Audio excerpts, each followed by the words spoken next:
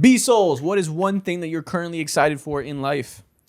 One thing I'm currently excited for, the release of 2K. Right around the corner. Yeah, getting back into my gaming bag, man. You gonna be in the rec? Nah, I'm a play now guy. I bring it back old school, man. 5v5, no pay to win, old school, man. This guy's not comp. Nah, pop up to my place, man. Let's sit side by side and really figure out who's who. Oh, he's trying to start fights. He just wants a friend. He's looking for camaraderie. He moved to a new city. He knows us three. It's a little rough. Someone play 2K with me, please. Like, I have food, we have snacks. I'm the worst person to play 2K with. Wait until I hit you with you can't do it in real life though.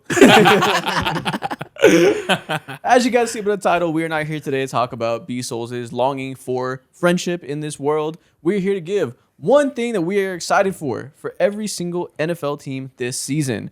We've been talking about putting teams into tiers, talking about one question that will decide this team's season. Next week, we'll do our official predictions. This week, we're going to change it up a little bit. I saw a YouTube video from an NBA YouTuber named Dugas who did this for NBA teams in the offseason, what things they're excited for. Got the inspiration to do this because there's a lot of doom and gloom around this time of year, or blind hope for teams that have fandoms that aren't our own, that you got to kind of balance how you feel about teams objectively. No objectivity today, just things we're excited for. One reason that if you're a fan or a neutral observer, you should be excited to turn this team on any given Sunday. All right. You know what? Good or bad, there is excitement to be had regardless. I'm ready to yap. And no, there might be something really exciting for a terrible team and not that much exciting for a great team. They're just good, but like not that exciting. Yeah. So we'll get into that. Cue the intro music.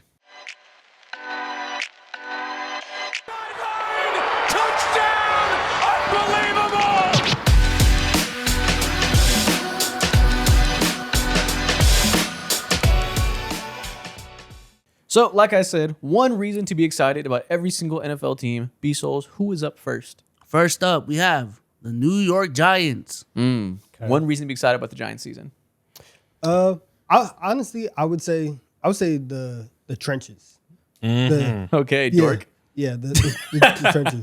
Because I think, like, obviously you can get excited from Jackson Dart, but I think it's a lot more like caution from Jackson Dart. But I think bringing in Marino on the offensive line, bringing in Arvo Reese on the other side, even though that they've been using them off ball, those two, quote unquote unsexy picks are what I'm excited for the Giants. Because I think Arvo Reese and this defensive line is going to be something where that's going to be a strength of this team, and it's something that has been a strength of this team. I'm more excited for that as opposed to just waiting and seeing what I can get from the quarterback position. Yeah, there's too many ways the offense could go wrong that I don't find it exciting. It wouldn't be the thing I highlight. It could go really well. Maybe the Cam Scatterbo, Jackson Dart, Frat Boy connection is electric. Malik Neighbors is 100%. When we're all doom and glooming about his injury scare this offseason and potentially like it affecting this entire season, maybe that all goes well. Greg Roman, Matt Nagy, and Callahan are in charge there on offense. I'm not getting my hopes up about us getting the best version of that. I am getting my hopes up about Abdul Carter becoming an All-Pro, Brian Burns being the best second option you could imagine there, with Abdul Carter passing him, with Arvo Reese being an immediate elite run defender.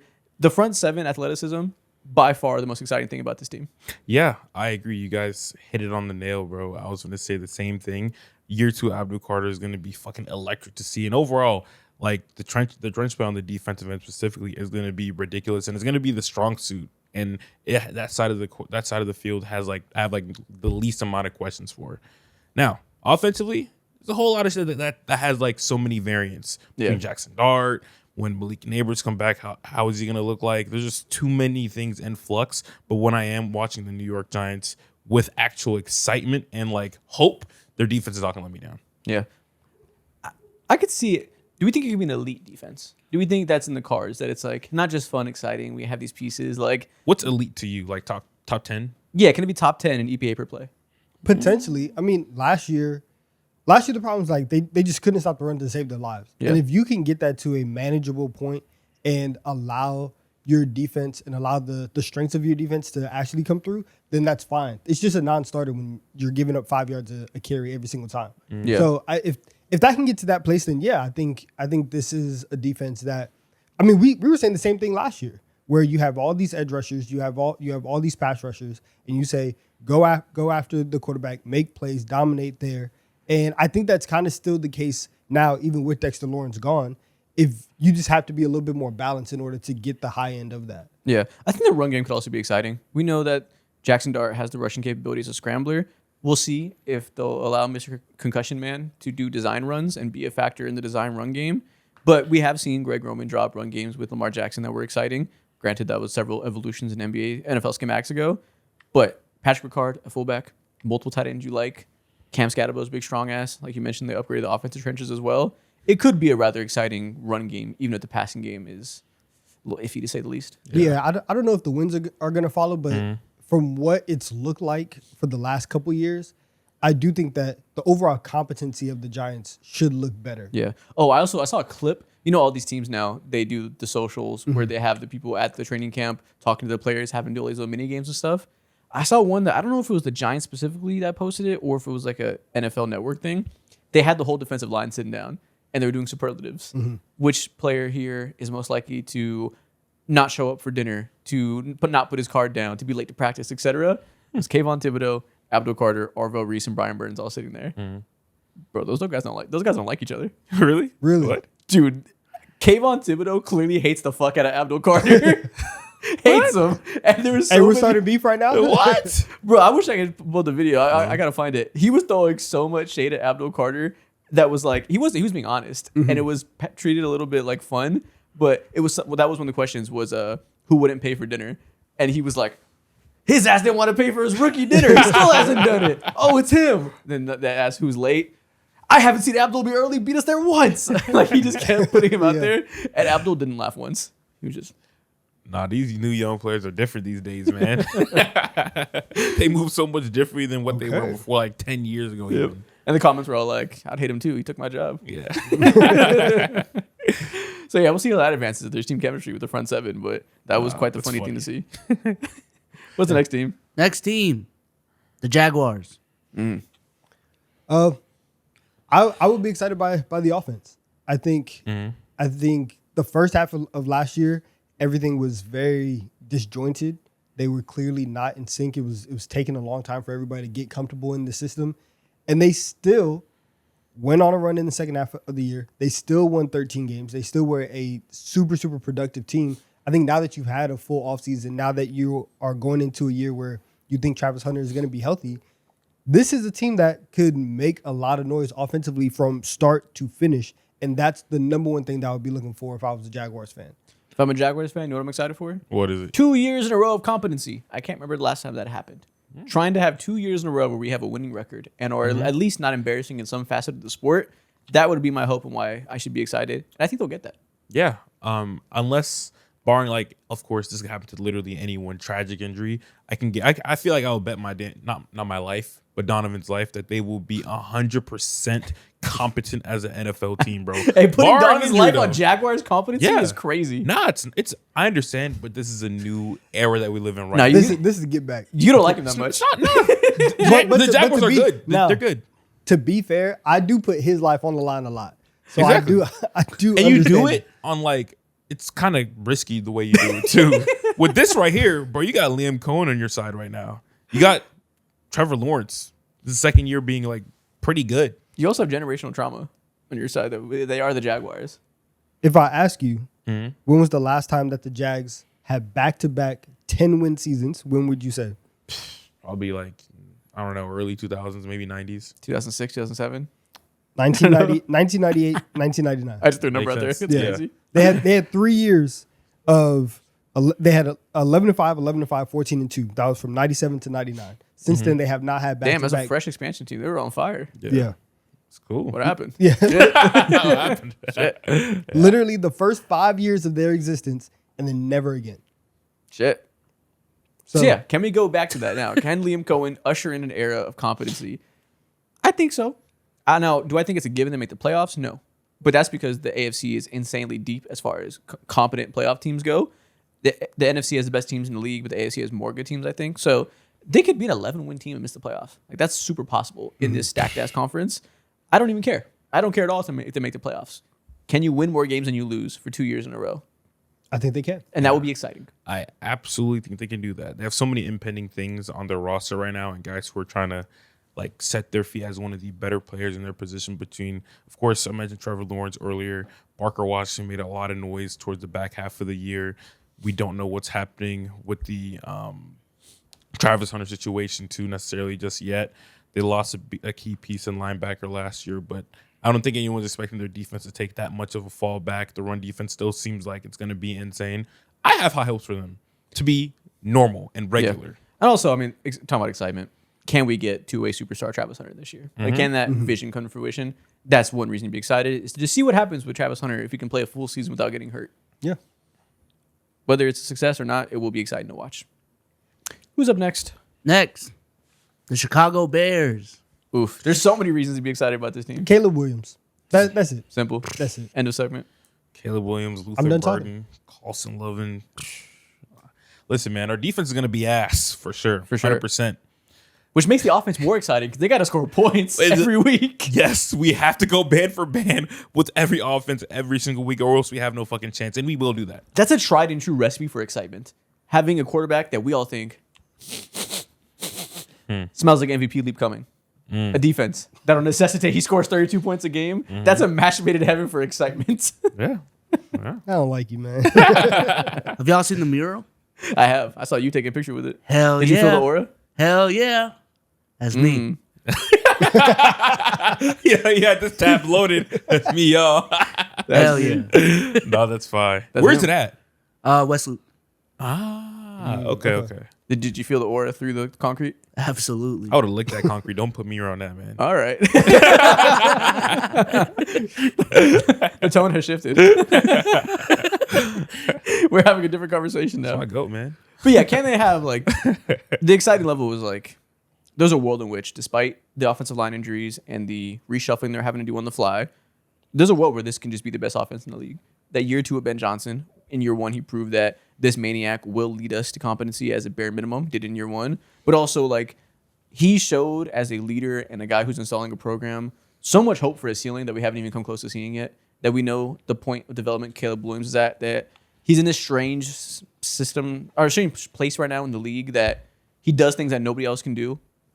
Mahomes, Allen included. Like he does things that nobody else in the world can do, but struggles with certain things that typically make an elite quarterback. So just imagining being a Bears fan, being like, if we just smooth out the weaknesses, he'll clearly be the best. Like that's such a nice little gray area for maxing out on preseason excitement because you can tell yourself he can be literally anything. This is where the Colts wanted Anthony Richardson to be. Yeah. Fuck. And like Caleb Williams, he is like the Pokemon evolution of AR. And all the plays that he can make are crazy. You go AR, Caleb, Josh Allen. Yeah. Damn. Yeah. And that's what it's at. But I think the offense, so I don't know if they could be first if they could be absolutely the best just because of the offensive line stuff, but I mean, damn it, they're gonna try. Yeah. You know? And I don't know if they will be. I agree with you. I know they can be though, I think. But like if everything does hit, even if everything doesn't hit, if you get a season where you get a Caleb leap and you get the Colston leap, those two things as, cornerstones of your offense for the next 10 years, okay, that's good enough. We got it. And we'll fix everything else on the fly. Yeah, I don't think it's crazy if you're a Bears fan to tell yourself that Loveland, why can't he be Trey McBride? Like, why can't he be the best pass-catching tight end in the league that can block better than Trey McBride? That's obviously lofty. There's no guarantee it's that Trey McBride just had a legendary pass-catching season. I'm not saying that will happen, but if I'm a Bears fan, I'm looking for excitement and hope. I'm going to tell myself that and know that I'm being lofty, but it's not ridiculous. Like, that is, as far as hyping up young players, like, within the realm of possibility of Glaze. And we know what we feel about Luther Burden. Rome is, high drafted guy. We think he can get healthy and get back to being like a good receiver and be a complementary duo there. Like, there's enough pieces here that have such crazy ceilings that if I'm a Bears fan, I have no reason telling myself that number one offense should be in the cards. Mo, call it. They're winning the Super Bowl. I don't have the opportunity to have like nice things go on in my sports life, and I feel like for the first time, I've gotten away from Atlanta and I put myself in a new territory. I don't even know if we're gonna win the Super Bowl, but I will guarantee. All right, stand on something. Division? Are they winning the North? Yeah, we're winning the North for sure. Back-to-back years. Nice. Yeah, for sure. That's There without you a go. question. Super Bowl, I don't know. It's so many things have to go towards your way, including luck. But division, 100%. Listen, man, I just said number one offense. I didn't say shit about a Super Bowl. Let me quell your expectations here. I'm scared. He's keeping him quo. I'm scared. Quell the hell out of him some more. Super Bowl's nuts with that defense. You better have 3 breakout stars. And Kobe Bryant has like the best injury recovery midseason we've ever seen. Fastest one, too, yeah. And Tiananmen is like literally Eric Weddle. Like right away. We need to have some shit changed left and right before a Super Bowl gets in the convo. Yeah, no, I'm not asking for it. Yeah. All right, who's next? Next, the Chargers. Ooh, one reason to be excited. What's your reason to be excited, buddy? I mean, After all this news. I think there's a few. I mean, damn. I still think there's a few reasons to be excited. This man, Tyler Biadasz isn't God. I think I can still be excited about some stuff. But yeah, as you guys know, he's alluding to, Tyler Biadasz is out for the season. Yeah. The Chargers have had the worst interior offensive line for multiple seasons. They go out there and try to address it last year, get Mekhi Becton. He is unemployed now for a reason. I told Donovan what I thought about Mekhi Becton off camera yesterday with some more choice words. We'll leave them off camera. Now they go out there and get Tyler Biadasz. He's out for the season before the year starts. Definitely quells expectations, to get back to that phrase. But I do still think there's plenty of reasons to be excited. Number one thing, there's a non-zero chance that Mike McDaniel and Justin Herbert combination becomes truly unstoppable. And this is the best offense in the league. I don't know if that's going to happen for sure with this quality of the offensive line. There is a non-zero chance that duo together break the AFC West. Yeah, the upgrade from Greg Roman to Mike McDaniel is the singularly most The biggest impact move of the offseason. Yeah. It's the number one thing because everything else on this team, you still have questions for, especially on the defensive side with Chris O'Leary coming in and being the DC. The one thing that everybody is basically stamping and just fully acknowledging is going to be a great thing is the offense because of what Mike McDaniel is going to bring in. That's the thing to hang your hat on right now. Yeah. It's not 1-to-1 because of the pieces around them. There's a world where Herbert getting McDaniel is pretty close to Stafford getting McVay. And we finally see him have the stuff around him, have the offensive mind to like make good on his promise that he is as a player and not just be Mr. Potential Man. There's a world where that happens like to the highest degree, and we're looking at Justin Herbert as a completely different player next year. Yeah, I agree. I think you guys have a rare combination of having one of the best schematic guys in the league while also having so much talent, whether it be, of course, Justin Herbert's like the face of that, but then you also have good pass catching weapons too. Mario Hampton's there. I think that right now you guys are in territory to really ascending to a different level with a lot of people offensively with what I expect for the Bears is low-key what I really expect for the Chargers in terms of, like you guys, I'm not going to say we should win the Super Bowl or whatever, but I expect a bare minimum of a playoff win this year. Yeah, I was agreeing with you. Now the offensive line scares me that I'm like, and the AFC West, AFC in general is so stacked that I'm like, damn, they still might not win a playoff game. But I do expect them to be one of the best offenses in the league. I've heard a lot of people kind of tiptoeing around that when we were hearing like national podcasts and stuff, like rank the offenses. People were like, yeah, Herbert and McDaniel can be so crazy, but the talent around them isn't nuts. I don't know if I can guarantee it. The offensive line. I guess we can talk about the Biadasz thing for real now. I've been going back and forth on how I feel about it. One hand, I have the trauma of being a Chargers fan and every year having the offensive line get decimated and the fact that it's happening now before the season starts. On one hand, I think it's an absolute disaster that your biggest offseason signing is gone before the season starts. That's doom. On the other hand, I'm like, hey, man, Tyler Biadasz is an average center, which is very nice to have when you had fucking Bradley Bozeman. They did draft a center in the second round that they intended to play guard. Now he can go there to center. I would hope that he can be an average center as a second round pick. So you have one piece there that kind of replaces him.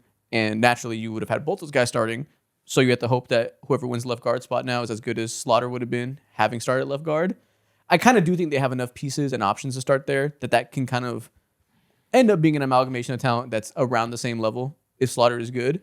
So while I think it's awful they lost him, it's not the end of the world because of the pieces they have in place with Slaughter to be able to get back to that level. It's just one more piece of depth already gone, though, which sucks for future injuries. So I don't know if it's a disaster or if it'll be all right or somewhere in between. I'm kind of keep going back and forth. Yeah, and I understand that, but I also think that the Bozeman-Becton combination that you were working with last Scary year. sight. Listen, Zion Johnson, left guard, couldn't pick up a stunt to save his life. I think you might have better spatial awareness than him. Oh, I definitely do. You definitely do. I definitely Now, do. you're not as big, strong, and athletic as him, so he'd cook you. Yeah, but if you had his body, skill, if you had his body, you'd pick up stunts much better than he did. I could be a 6th round pick. I could do that. You got his ass in the first round. Again, we're qualifying some stuff, but I can go. Yeah. I can put on a hat. I can do it. But I think I do think that there is an upgrade that you guys have that should still be okay and enough to work with. I think the scariest part about all of it is like, the season is going to happen and people are going to get hurt. And if you have one injury on that interior, Justin Herbert finished the season last year playing with a broken hand. Is that something? And really every single week it was, oh my goodness, I don't know how he keeps taking these hits and keeps getting up. If that happens in week 5, as opposed to week 13, before you have 9 wins under your belt, then the season is cooked. Yeah. And that's the scary part. And just year in and year out, getting beat up, having all of these hits, eventually, like, you do think that something is going to happen. And once you get to, like, there was a Thursday night game where it was Chargers Vikings, and I remember you saying just like, at this point, I just hope that every game Herbert just comes out alive. Yeah. And so that's the main thing. And that was the place we're in, and they still won 11 games, made the playoffs. Mm-hmm. It really can't get worse than last year, so that's also part of it of why I'm not panicking. I do still think they'll win about 11 games, with assuming like more injuries will come, and there will be weeks in which they're down bad on the interior again. That will happen. I've been shown that Herbert and Harbaugh have enough of a floor, and you add Mike McDaniel, that the offense won't fall apart under any circumstance. Now, that also was aided and abetted by Jesse Minter being a genius last year. Chris O'Leary, what do you got for me? I literally don't know. We'll see if that's still possible, if the defense kind of makes them fall apart. But I'm not in total panic mode after having some time to sleep on the Biotish thing. Now, Mo, understand though, we will be laughing when they don't win the playoff game. Yeah, you'll have to. You know what I'm saying? Like, that is our job. I think I will be too. I think one more time, I'm just going to be the Joker. Yeah, that's it. We're going to be laughing at you. Yours is more of like this like maniacal I'm going to break. Like, I'm losing it. Like if Herbert does it again and he just hits himself, and this time like if it's the same thing again where the offensive line is fucked and he dies because his internal clock disappears because he's in panic mode every 5 seconds against Will Anderson Jr., I'm just going to become the Joker. And like just going to be laughing the whole episode? I'm just going to be crimes probably. I don't know. Like undisclosed crimes of different sorts. Might be white collar, might be property theft. I don't know. No, man, that's exciting.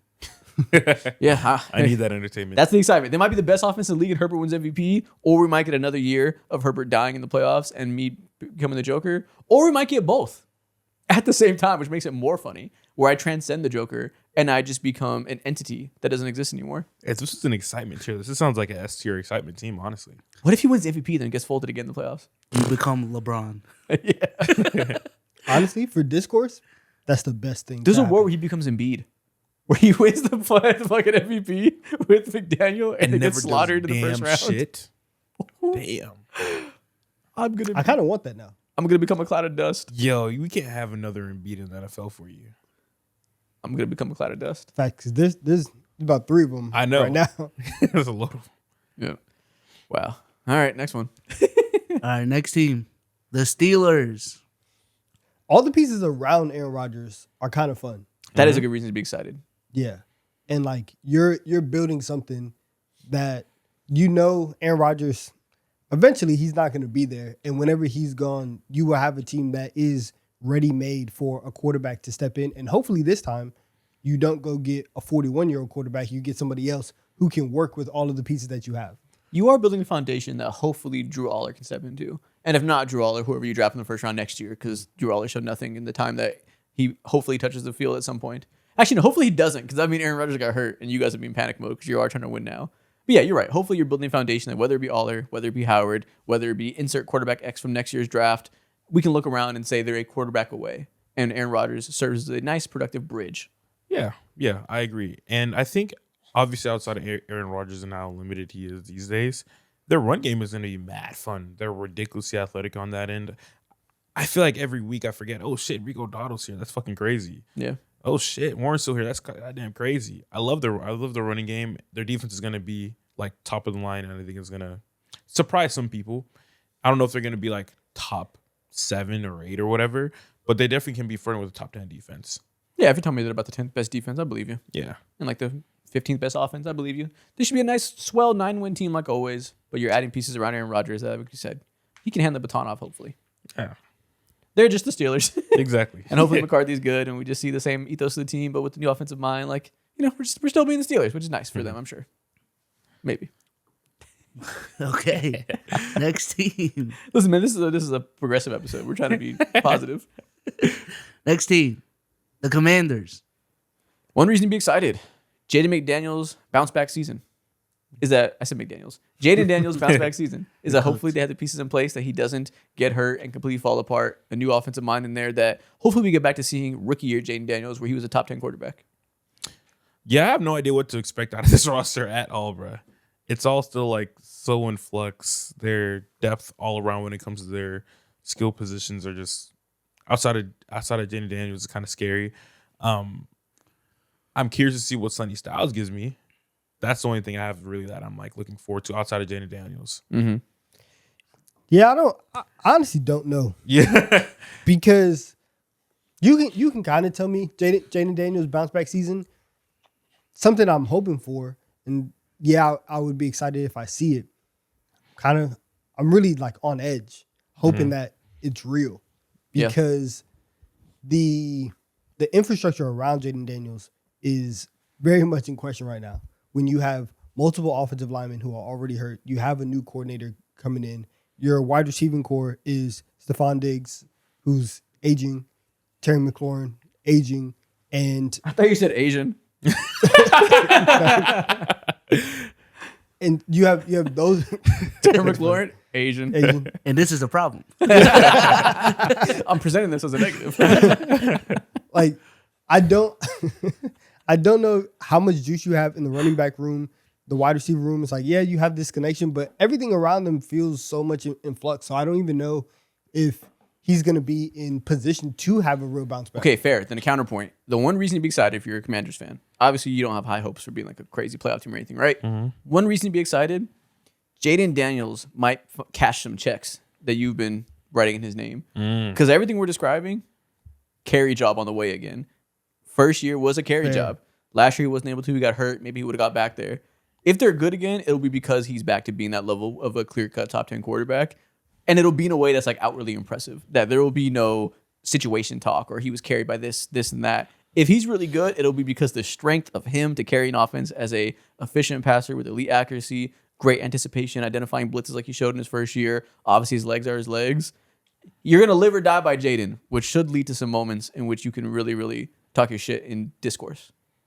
or it could really bounce, like literally not even bounce back in your face, but destroy your face, bro. Yeah, he might just be horrible and not what he once was. With what you're asking for, that's the whole world, and then even the stars at that point. But that's the thing, though. If it doesn't happen, they have excuses because they has no help. So you win either way in discourse wars. Yeah, you're. So you know okay. You're in a house money season. You are, as far as Jaden Daniels stance in the league, unless he looks like absolute shit, which I don't anticipate. I don't think his floor is that low. I think he might look regular. Even the team as a whole, there's not a lot of expectations for you in the first place. So if you just have this like middling season, it's like, hey, we're rebuilding.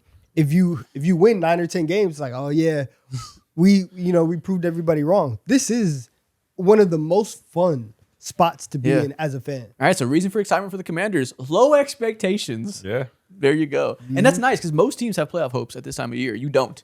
That's a certain level of bliss and like carefree attitude that most fans don't get to live. I like your perspective, man.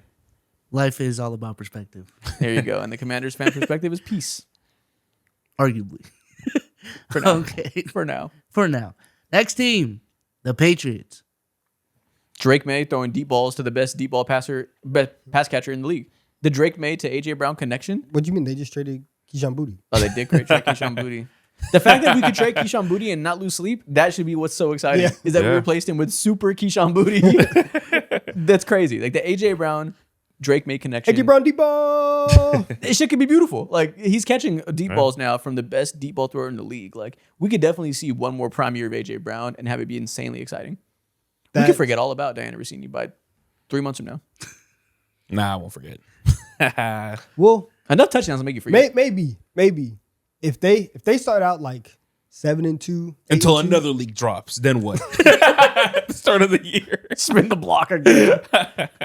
that's honestly worst case. That'll be hilarious, bro. Yo, I haven't even thought about it because of how many clips that they released in the offseason. What if the Patriots lose like 2 games in a row? Yeah. And then boom, another league what I'm comes saying. because somebody's just holding on to it for the right time. Yeah. It could send them into complete implosion. Oh my god! I'm just imagining this like the Riddler figure, Yeah. Paul Dano sitting in a diner holding the leaks ready Just to a press a hard button, drive. Just a full hard drive. saving him for the right time. Leaks it to like he's anonymous. He has a fucking V for Vendetta mask on, ready to ruin Mike Vrabel's He has life. 5 years of tapes on the hard drive. You know, He's just waiting to release him, breathing really heavy. Just Yo, Vrabel must be sleeping horribly. yeah. All right, man. So yeah, but outside of that impending doom, that the debug connection For sure, it will be very fun. Yep. Yeah. There you go. Yo, you hear a video and then you hear Kendrick on the track. Whoa, why is Kendrick dissing me? What the fuck? All right, next team, the Eagles. Donovan, why are you excited? New OC and good vibes. The vibe shift. Nice. We cannot forget the vibes were so bad they brought in a freaking positivity blow up bunny, a 10-foot blow up bunny to try and encourage whose everybody. idea was that? I have no idea. I forgot whose it was. Hopefully this season you don't have to bring in a positivity bunny. What if it was Hertz's idea? For a bunch of grown men, a positivity bunny, bro. I thought listen, That's a white man's idea for sure. yeah, I found that hard to believe. But I'm gonna put that on Howie Roseman. Whose ever idea? Listen, everybody has some misses. That's not your finest moment. Sirianni's not a jolly guy. There's no way that's him. I'm putting that on Howie. Maybe. Checks out. But I would say the vibe shift, and I would say this defense, because this defense is going to be truly, truly elite, and it has a chance to be special, just because of all the talent that they have across the board, and even without Grenard, who's going through some injuries, you still look all around this team and the depth that you have at every position in the secondary. Like this, the defense is going to be amazing. So that would be the main reason for excitement. Yeah, no, that's fair. That's fair. Yeah, I do think I agree. elite defense plus better vibes on offense. Whether the offense goes good, bad, in between, that's a good recipe. That we know we have one side of the ball that'll be truly dominant, can make us contenders, and at the very least, we'll enjoy watching one side of the ball more. That's exciting. 100%. Right there. If we get scored 20 points, we'll win. Probably. Yeah. Because that defense is holding you to 18, 19 points. Yeah, 18 and a half. I was going to say. Jeez. So Can they score 20 points a game? we'll see. It depends on what I actually the don't know line what I look can. like. I don't ever look like just raw points per game. I don't know what like is normal. Like, what are It's the best offenses? Let me see. If you're scoring 21 points a game, you suck. Really? Yeah. Yeah, I never view that's it through that. that's towards the bottom. Mm. So again, if they can get there, I do think that the conversation around training camp about how much everybody has bought into Mannion's system, how much they like him there, how much they respect his intellect, which is something that wasn't there last season with Patullo. This outward, appreciation for how much of a scheme guy and how good his ideas were. That coming into this year is a very, very big shift. Last year, the Eagles scored 22.3 points per game, right above the Chargers at 21.6. And that looks to be, there's no numbers next to this. The Chargers averaged 21.6 a game. But everybody died. You don't remember? Like, everybody died. There was nobody good. Damn, They were I a remember that. defensive slanted team.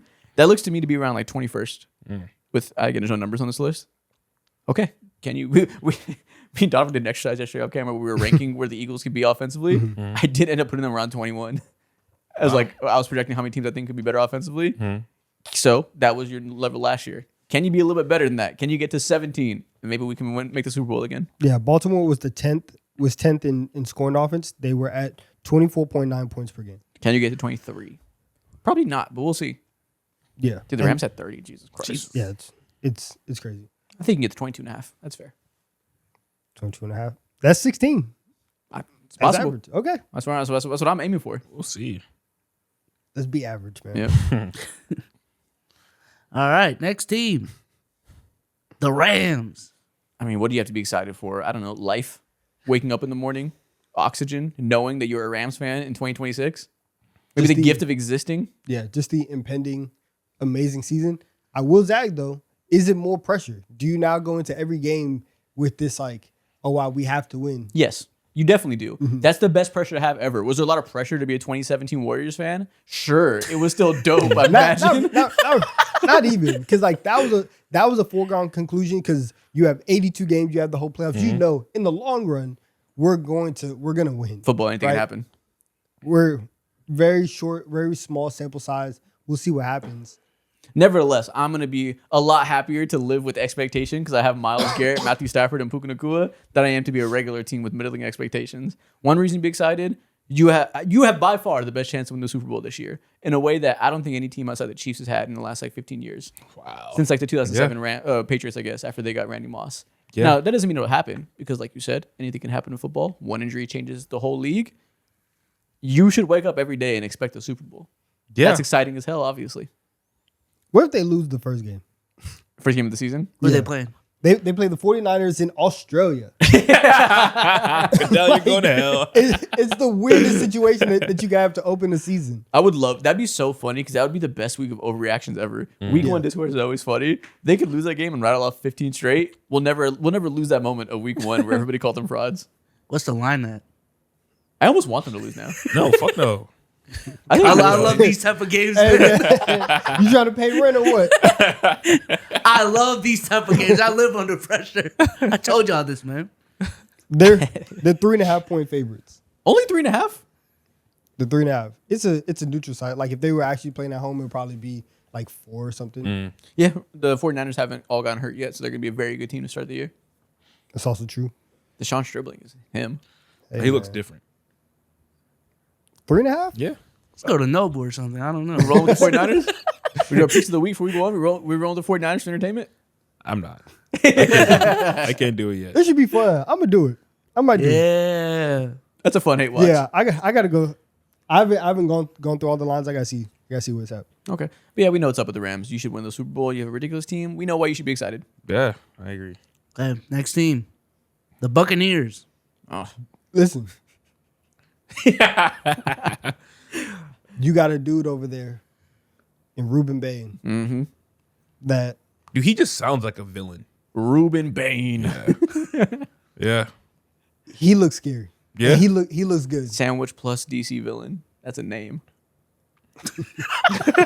That's a name. DC villain. That's a combo. Bain Jr. Okay. And a junior for some Yeah. spice on top. Yeah. That's a name. I think. Also, okay, so question: do y'all think that they're just gonna tell Vita Vea to shut up and play? They already paid him. Oh, You I- were in I Italy. missed it. You were in Italy. They paid him. Oh, okay. Yeah, he got an extension. Okay, cool. So He's played. this D line, fantastic.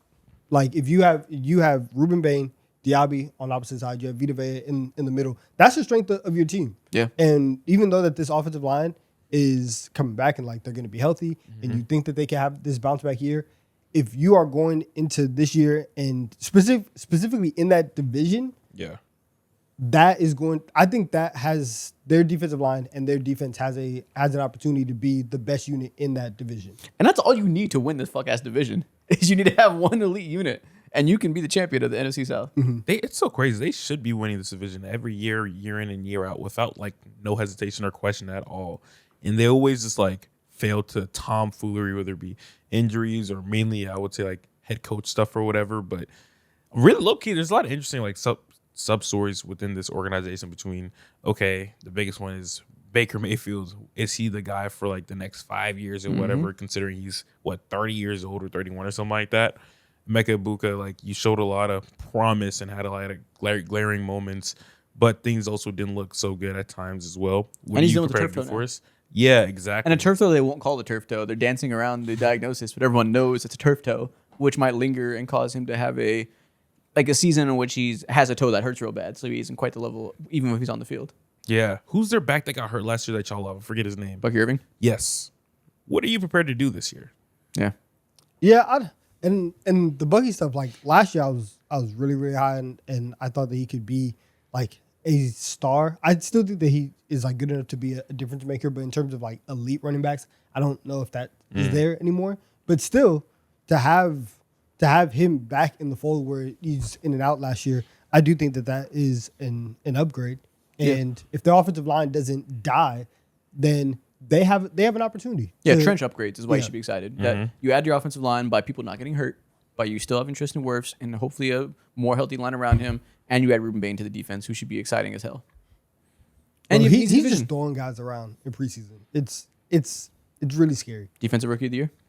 Probably. It's still like obviously It's him. I remember what happened and why he dropped, but Yeah. What happened? Tiny arms, like No, it was the Oh, the- yeah. The Yeah, tiny I forgot- arms, the reports, all that. I forgot right? about that. Yeah. Yeah, so Yeah. I like you get it, but at the same time, that's somebody who at least here we were all like he could be the second pick in the draft over Bailey, over Reese, all those guys, and to get that kind of value and production at 14, it's not fair. Yeah. Okay. It's gonna be a hell of a defensive rookie of the year like race, honestly, between him, Arvo Reese. Bailey himself, Jesus Christ, yeah, that's a lot. Downs. Caleb Downs too. Yeah, those are my top 3 for sure. All right. Next team. The Saints. If Jordan Tyson didn't get hurt, I would have said I the know. reason to be excited is you might have the most dynamic receiver duo of your division by far. Now Jordan Tyson is dealing with a hamstring, which is why he dropped in the draft and why there was questions because he had recurring hamstrings. I think it isn't the same side he was dealing with in college, but clearly this guy's tissue isn't the strongest. That's not great. So, is So it's it, exciting. You can still have an elite offense, I think. I think you can still be the surprise team that makes the playoffs, which at this point, not even a surprise because everybody's goddamn predicting it. Your defense at the end of last season was the most surprisingly competent, high-level defense for the last half of the year. Tyler Shuck in year 2. At some point, you'll have Tyson. Olave having a career year. You bring in another running back to complement Alvin Kamara. We know your offensive line is growing to being very good as long as Ruiz is healthy. There's every level of the offense has talent and an ascending offensive coordinator that's not your head coach going into year 2 with your team. There's a lot of reasons to assume they're on track to being an elite offense. So, yeah, and I would be, So with the Tyson injury, I think it's more so I'm excited for the team as a whole. Yeah. Where, like you said, if Tyson was there, I would be more focused on the offense, just like as with that unit. But they can still, like, the NFC South is obviously anybody can win it every year, but it's just like the least interesting anybody can win it. Where like the NFC North, anybody can win that division, and it's like, oh my God, it's so exciting. We don't really care about this division, but I do think that Kellen Moore in year 1 showed why he deserved to be a head coach, bringing over all this stuff. And now that you have another year of that, that's the thing. Like, can Kellen Moore prove to everybody that he is in the absolute like upper echelon of coordinators, offensive minds in the league? I think so. Reason to be excited? You're due. Yeah. Are you? They should be. Everything tracks it. It's like the second year leap of coordinator and quarterback. Like you're on track to what we'd expect to be You're elite. due. You're due. We'll see we'll see what color it lands on, what you picked, but everything kind of aligns for you to be the logical next leap team, and that's exciting. That the stars are aligning for you. Hopefully, Second half of last year though, It was tough. played Atlanta twice, played Miami, played the Jets, played the Titans. that is funny. I didn't know that. Yeah. Nevertheless, you're due. We'll see. I'm not cashing in tons of stock on you, but you're due. Okay. All right. Next team. The Jets. One reason to be excited about the Jets. Bailey's had some moments in preseason. I would say you have a True. large number of young talent that are interesting. You're obviously in a leap year before you get your quarterback of the future next year, presumably. So it's exciting to see between Omar Cooper, Kenyon Sadiq, another year of Garrett Wilson with hopefully a better quarterback than Justin Fields. Everything you guys have on defense with David Bailey and the like. There's enough pieces there. It's going to be exciting to see who, if any of them, emerge as being like future stars of this team. You have a lot of bites at the apple to find a superstar. I'm glad you mentioned Garrett Wilson. I think it's definitely a bounce back season for him, opportunity, and for somebody who has played with arguably the worst quarterbacking in the league since he's been drafted, having Geno there and a bounce back Geno year will give him potentially a career year. Yeah. So I think as the one guy who has stayed on this team, you're trading all these other pieces, he can have one of the best years of his career, and I would be very excited for that. I agree. I think the most exciting thing for me outside of, I guess you could say David Bailey, like proving that he should be more talked about than he already is, really, which is like non-existent right now. There's no conversation around him. Geno Smith is going to let that bitch fly, and Garrett Wilson will have a lot of receptions. Yeah, hopefully. As long as he's healthy. That's all I got. I think the Geno bounce back is kind of fun. It's also it's a weird balance because I think Geno's bounce back can lead them to being a like fun, spunky team. Exactly. And like, oh, can they get 6 wins? Maybe. But also, what if he gets you to 6 wins and now you have to use your 2 first-round picks to trade up to go get your quarterback? So the question is, how much spunk can you collect, and will it be too much spunk? You can be too spunky sometimes. I've definitely seen too much spunk. Yeah. Okay, next, the Chiefs. How do we distill this to one reason? The 'Cause, most like- excited? Like, they have Mahomes, obviously, but they've always had Mahomes, so I don't think they find his presence to be You got exciting. that ball man behind him. And you spent years watching Pacheco and Kareem Hunt close their eyes and run into the back of the offensive line. Kenneth Walker can see, and he runs with his eyes open. He does have 2 working eyes. That's true. That's something that they have not had a running back who can make plays like that in 6 years. You know what it It's is? been a long time. They haven't had a running back who can see, who has 2 working eyes and 2 working feet. That's the difference. Is that he can see and he's good feet to get there. Kareem Hunt could see things. The feet just aren't what they once were. Pacheco can move a little bit. Couldn't see a whole lot. Now we got both at the same time. That might be the most electric, hard to defend combination of quarterback mobility plus running back agility in the league. Like, Yeah. that's going to be right up there with Lamar and Henry. As far as, like, Damn. you're a defensive coordinator, you look across the field and you see those 2 guys, you have to account for them and their feet. That might be a different level of what's the word? Dynamism? Dynamic? How do you say that? Dynamism? Dynamism? Is that how you say it? I don't think know, so. actually. I I don't think either. that's how you say it. I just reached in my brain for a word and I just realized I don't know how to say it. Dynamic. Dynamism. What's wrong with that? That sounds about right. Yeah. That might be a different level of dynamism than we've seen from the Chiefs ever. Now, it might not be more dynamic than they've been at their best, but it's a different thing than we've seen. It's something that they need, bro. I don't even expect them to be at their best necessarily. I mean, obviously, like, we don't want that. But last year, we just can't have that repeat again. And obviously, they'd agreed. So Kenneth Walker definitely is the most exciting thing to Yeah. see. I don't have a ton of hope for the wide receiver room, but Yeah, nah. wide receiver room being slightly better, slightly healthier, and then this bringing a whole different level to the run game, they're gonna be back. They're gonna make the playoffs. It's dynamism. Yeah, dynamism. Okay, that's what we said. Dynamism. Yeah. Okay. Shout out vocab words. Dynamism? Do you have to emphasize the mism like that? Well, no. no, I was Dynamism. instead of like dynam. I guess we said it that way. In my head, I was hearing the first M with the N. But it's all good. Okay. Are we excited for the defense for delaying Peter Woods? I like first round picks. They got 2 of them. Yeah. Are you moved? Yeah, I think they'll be fine. Yeah. Like, I think there's more questions around Delane to figure out with the secondary. Like, is Noah Williams truly as ready as everyone thinks? And, like, can they replace some of the safety depth? All this stuff that, like, I don't know if they're going to be an elite defense, but I move about what they did. I think adding Peter Woods and Delane is a good step in the right direction.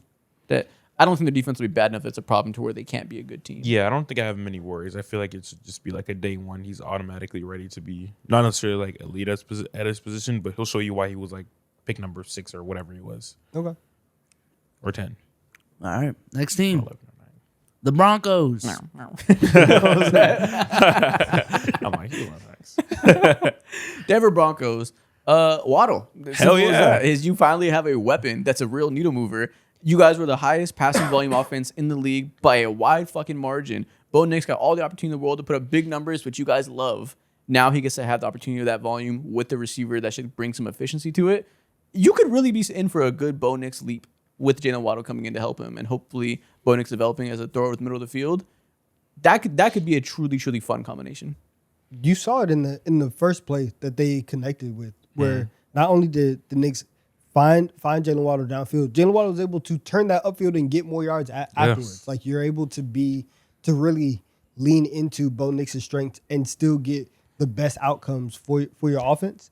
And I think that is in terms of regression, because we talk about a lot of other teams facing regression, whether it be with turnovers or one-score games, stuff like that. The Broncos are right there. And I think that the Jalen Waddle addition helps them stave off that regression even more. Yeah, I agree. When it comes to, I guess the word of the day is dynamicism. That's what I say. That's what I say, right? Dynamism. Dynamism. The fuck? I'm gonna say dynamicism. You're just gonna pick your own word. Facts. Yeah, that I'm not gonna lie. That's an L for the English language right there. They missed, they missed with that word. But Jalen Wall is all that, bro. He's so fucking like, when it comes to the opportunities to get extra yards and be nifty in the middle of the field and all that. That's what they were missing so direly last year, and now they have that final piece. So I think exciting going on. a Broncos fan should feel pretty. I mean, they're going to feel good about Bo Nix regardless, because every fan base is in love with their quarterback to like a deep cellular level. But I think a logical Broncos fan that understands the strengths and weaknesses of Bo Nix and how he's been up and down in different ways, I think you could feel solid about Bo Nix looking better. I dare I say substantially better. I don't know if substantially sounds too much, but like I do think that Waddle is, let alone a talent upgrade, obviously. The ways in which they have chosen to use Bo Nix lend themselves really well to Jalen Waddle in that they're going to do the Sean Payton special, throw 100 screens to allow Bo Nix to get a lot of completions and not be asked to throw deep digs or middle of the field too often. They're going to get the ball moving, the high volume stuff. Waddle's very good there. Bo Nix made super serious strides last year as a deep ball thrower that he developed over the course of the year into being the true Jalen Hurts archetype. If I'm going to do the short, easy stuff and throw the deep ball as a counter, don't ask me to throw a beautiful post over the middle, identifying the safeties and the rotations. Don't ask me to do that. I'll throw up the sideline with great accuracy. I'll scramble really well, and I'll throw the screens and execute the offense. He developed in that way very, very well. Jalen Waddle's very good at screens, very good at go balls. I think you can see him not develop a lick over the middle of the field, but have such better success on what his strengths are, that being Bo Nix, that things look and feel much better to a Broncos fan. And that's with half the year, the deep ball not being there. Yeah, that developed over the course of the year. Yeah. Because like they made the conference champion. We're about to make a deep run, maybe make the Super Bowl without him getting hurt. That we have that image in our head of like they're one Bo Nix injury away from winning the Super Bowl, but they're here, right? It's easy to forget how up and down the season was and how frustrated Broncos fans were with the screen heavy offense, that they just blamed Sean Payton. They weren't really coming to grips with that. Like Bo Nix needed that, and Sean Payton understood that. And there was an up and down nature of both Payton and Nix together and figuring it all out. That did develop well over the course of the season, but it's easy to forget that that was a frustrating process. I think you could have a season where you just get the good version for the whole year, and it's just smooth sailing. That's cool. That's cool for them. Yeah, smooth sailing is in the cards, I think. I just still don't think... I'm not going to... Like, you know how we feel about Bo Nix and the weaknesses and the strengths. I don't think he'll be, like, elite, but I would think you will get a smooth, consistent version of what he does well. I agree. Okay, next team. The Cardinals. You have Jeremiah Love on your team. You have hella running backs. You do have hella running backs. You have hella running backs and hella solid running backs. Volume of running backs is a reason to be excited. No one else has that. No. And no one can take that from you. And to know that on any given play, you have somebody who can just go run into somebody's face and go get you 10 yards. That's fun. But they did just cut Trey Benson. So now they have 3 running backs and not 4. It's okay. They had to cut someone. they're being a little bit greedy.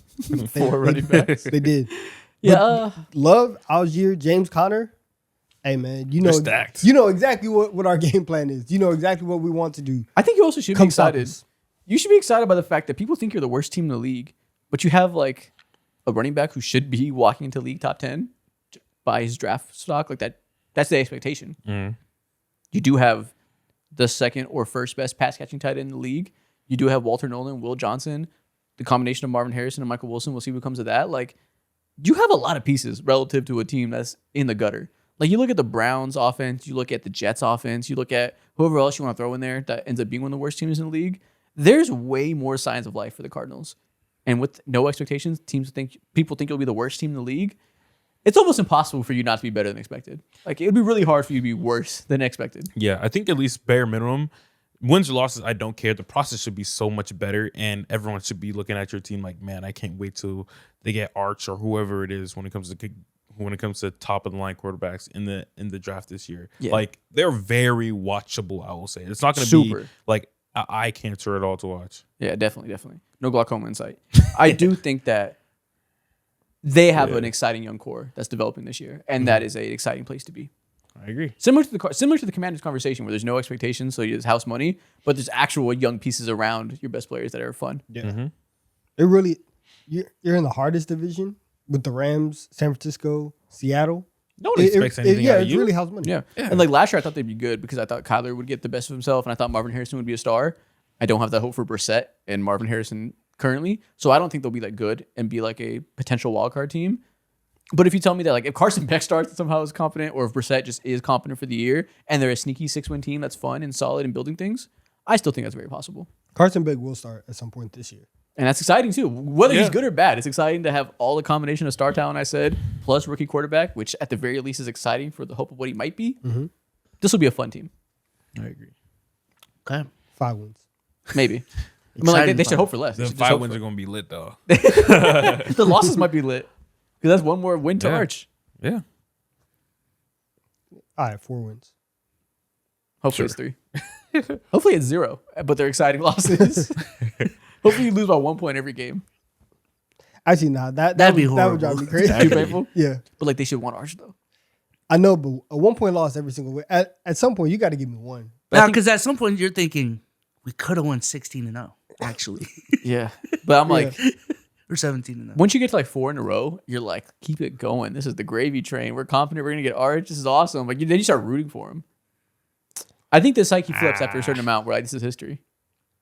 I can't do that. Yeah. Nah. I don't think I can get myself there. I would. If every game was a 1 point loss, I don't think I can get myself there. Yeah, if it was like 8-10, okay, I'll get behind. You're that speaking from trend. the perspective of a team that wants to win, though. Even then, it's just so painful. Like I'm still in. When the you midst want of to it. lose, a loss isn't You painful. can get the number 1 pick with 1 win. Can you get one of them? Like, I don't care. What are you talking about? 1 in 15 responses. I don't care. I do. I need one moment in this 4-month stretch that is like, you know what, we did it today, guys. I need a little bit of dopamine. Listen, this is the Cardinals. They take either outcome, bro, and they'll be fucking ecstatic. We did it today. Let's go. Please. All right, next team, the Panthers. Your defense should be, I don't want to say elite, but I damn sure don't want to say elite either. it I should won't. be really good. Hey, this is tough. What is? I'm It's struggling. tough. One reason to be excited, like Year 2 leap. To Okay. year 2, he could be a top 10 running wide receiver, and that wouldn't I surprise would, me. I would say, yeah, I would say the Tet leap, and I would say the way that everybody has talked about Jonathan Brooks coming into the season, even with all of the injuries that he's had over the first part of his career, you can go into this season and even beyond with, we have our wide receiver 1, we have our running back. Those 2 things would be very, very exciting. this is so tough. 'Cause they're not You a have bad nothing team. to say? They're not a bad team, obviously. They're like, they've developed into being competent, like won the division, could win it again. Mm-hmm. There's not a whole lot of singularly exciting things. They might be the most mid team with high pressure expectations because so much is riding on the season. Your division is winnable. You have to figure out if your quarterback is the guy moving forward. You have to figure out if your head coach is the guy. Quietly, Dave Canales gave up play calling duties. A lot of times, whenever people start moving around job titles, the foundation's getting a little shaky. Yeah. It's definitely not a great sign. Yeah.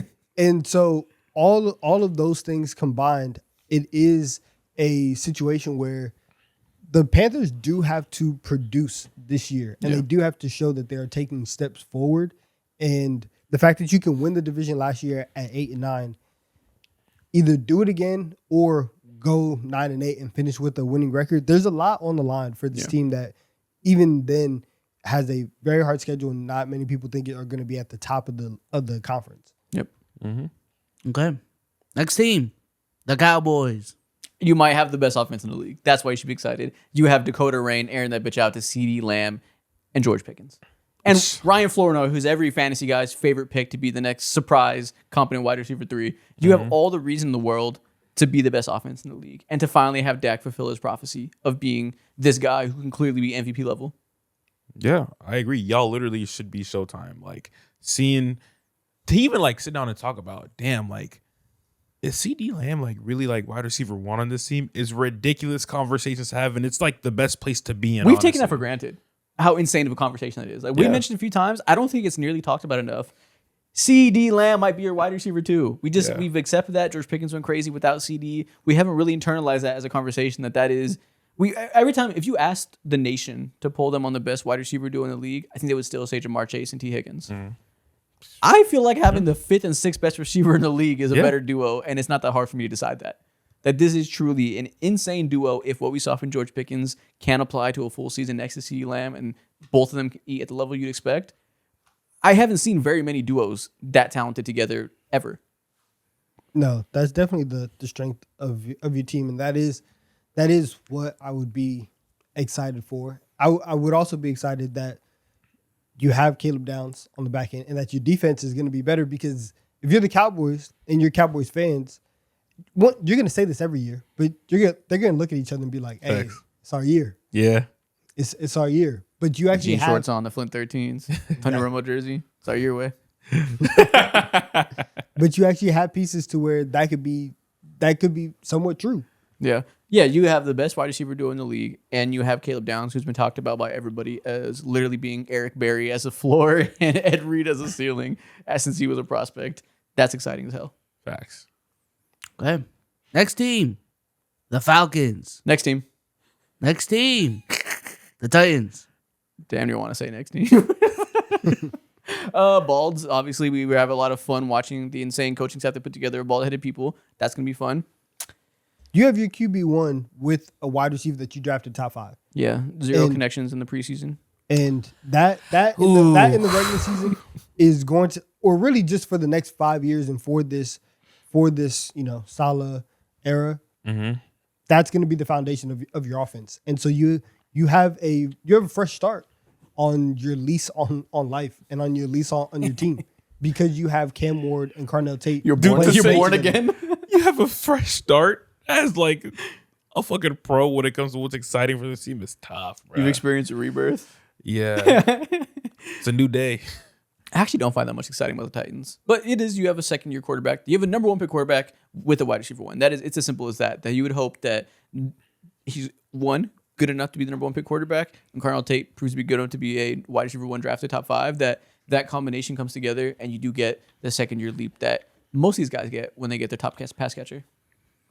It's kind of like kind of the Saints. You're due.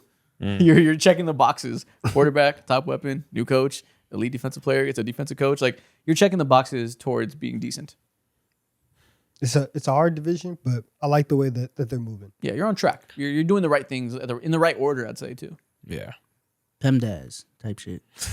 Yeah, And things of that nature. All right, next. things of that nature. Colts. Daniel Jones has defeated science. He has had the single greatest Achilles recovery I've ever seen. He is back by week 1. All reports are saying he looks exactly the same as he did before with no issues. It's almost too good to believe. But maybe you just are truly blessed in this life, and you're going to go back to being the best offense in the league by a wide margin like you were for the first 8 weeks of last season. Maybe all that's real, and Daniel Jones is just medical miracle. Wait, this to do with the 3D printed Achilles? Yes. Wow. The advancements in the medical field. Wow. Daniel Jones is a medical miracle. Wow. He's going to play week 1, and he tore his Achilles in, what was it, week 10?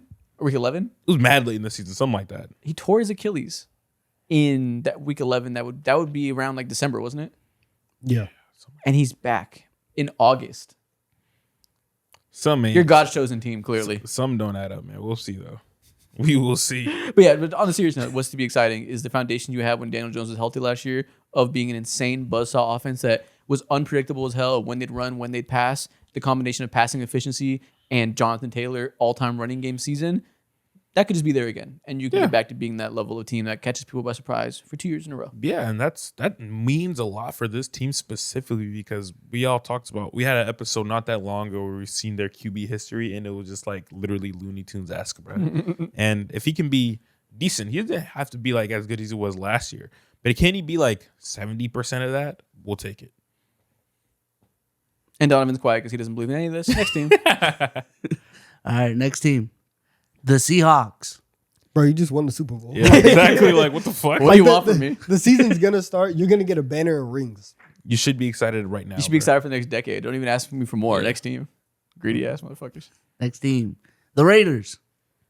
Mendoza looks. He looks good. Yeah. Mendoza looks good. And anytime that you take a quarterback number 1 overall, you are hoping that he's going to be the guy to change your franchise, to come in and just reroute everything that has happened. That is the number 1 thing. Because also, don't listen to what anybody says. Fernando Mendoza is not going to spend this entire year on the bench. Tom Brady be damned. Fernando Mendoza is going to play by week 4. Like it's going to happen. He's going to play more games than not, and you're going to get a season in where you can see him develop and actually get rookie quarterback play from him, and it's going to be exciting.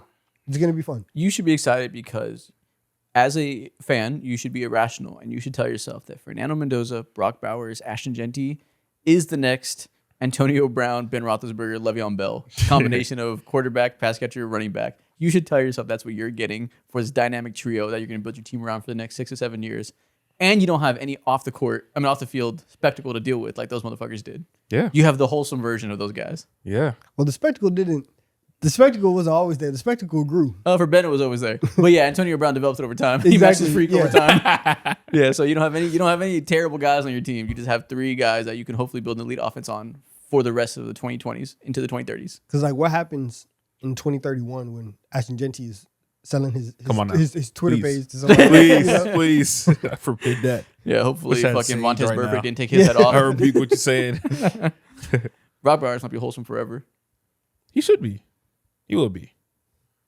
But yeah, you can have the best tight end in the How do you know league, he's wholesome? top 5 running back, and hopefully a franchise quarterback. Like that trio and the fact you're getting Good year question. 1 building that with an offensive coordinator people believe in, that's foundation. Just assume. He could just be a demon. Yeah. But it's not even just that. Have you heard him talk? Huh? Have you heard him talk? No. Jolly good giant. Like he's just a wholesome dude. Have you seen the way he dresses off the court? Yeah. He's just jolly good. I only care about football. Like, How does he dress? like a dad. Hmm. Like running shoes, low socks, shorts. Like just doesn't care about fashion. Only cares about sports. Here to put in his hours. That's it. He's just a wholesome football guy. Okay. I mean, never mind. He might be a demon with no drip. He just could be that, I guess. They exist, yeah. You never know. I've seen nothing but wholesome thus far, though. It's the ones in like the Lululemon shorts and stuff that they be posting a picture of them on the jet ski with the family. You know what I'm saying? They be wearing PM shirts and Lululemon shorts. I never saw it coming. Yeah, all right, buddy. All right, man. You can't be toxic with the Lulus on. All right, next team. The Browns. Oof. Honestly, you should just be kind of sad. Deshaun Watson's a starter. Your team hates you. Straight up. Your fucking franchise doesn't respect you as a person. Not that the other options are any that much better, but they're choosing to not only pay Deshaun Watson, but to keep him important at work. When they had all the opportunity in the world to banish his bitch ass, they decided to keep him the starter. Your franchise doesn't respect you. I think you should actually be excited about nothing. You don't have to like keep him as a starter too. You just did it like for your own vibe, pure vibes, and what vibes you're trying to build. I think you should choose a different Nothing. sport. What's the Cleveland hockey team name? I don't know. I don't think they have one. Damn. Go watch baseball. Go watch Peyton Watson. There's Make a a rugby in team. Columbus. Columbus. Go watch them. Go pick a new hobby because the Browns don't want you to be happy. Yeah. So, question: did Shador actually win the QB battle, and they just gave it to Deshaun because they're paying him? Well, it's 2 idiots bashing their heads against each other. They both suck. So like nobody can win when like nobody wins in the family feuds. They're just both they're both horrible. But like if both are horrible and I love one that line. It's great. if both are horrible and one is a deviant, give it to the young guy. And all the fan base is revolting against the deviant and like booing him and saying, I hate you, I want you to be depressed. And he's like, guys, you're making me sad. Which, if you are a fan, all the time that you spend in front of the TV, yelling at the TV, saying we, if you're a Cleveland fan, your input is actually being heard. You are making change and you are affecting the way that the Cleveland Browns play football and the way that they operate with all of the booing. Like it very much is, it's very clearly making an impact on Deshaun Watson's psyche. And if you're a fan base and you've completely turned on him for, every reason under the sun, this is a way where you can put the pressure on the Browns that in week 3, whenever they come home, like that guy better not be starting. And at this rate, it's kind of looking like you might be able to sway that decision. Come on, man, it's time. I'm ready. It is time. It is time. We'll see. They are showing the power of community and the power of Democracy. of mobilizing together as a unit, and that is good for Browns fans. Collective action. Yes.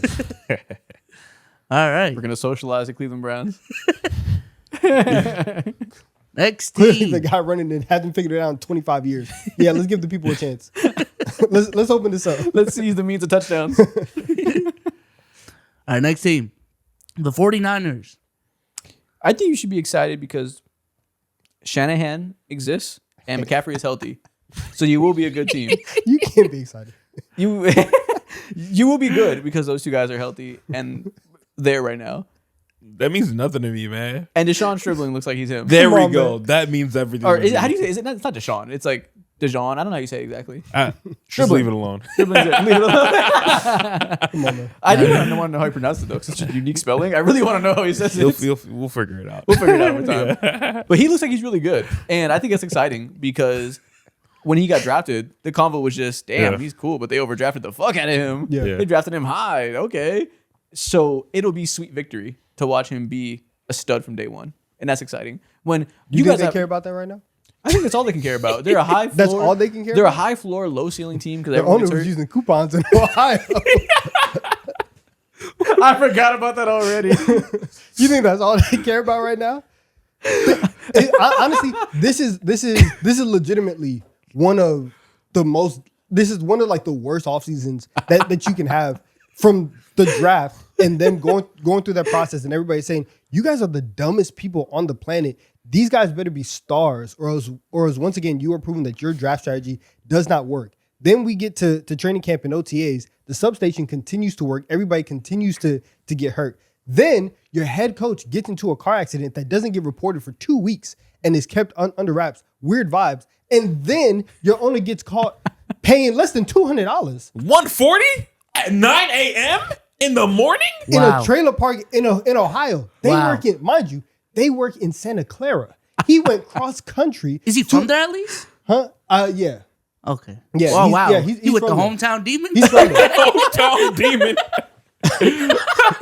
Like it's the night before Thanksgiving. He went back home.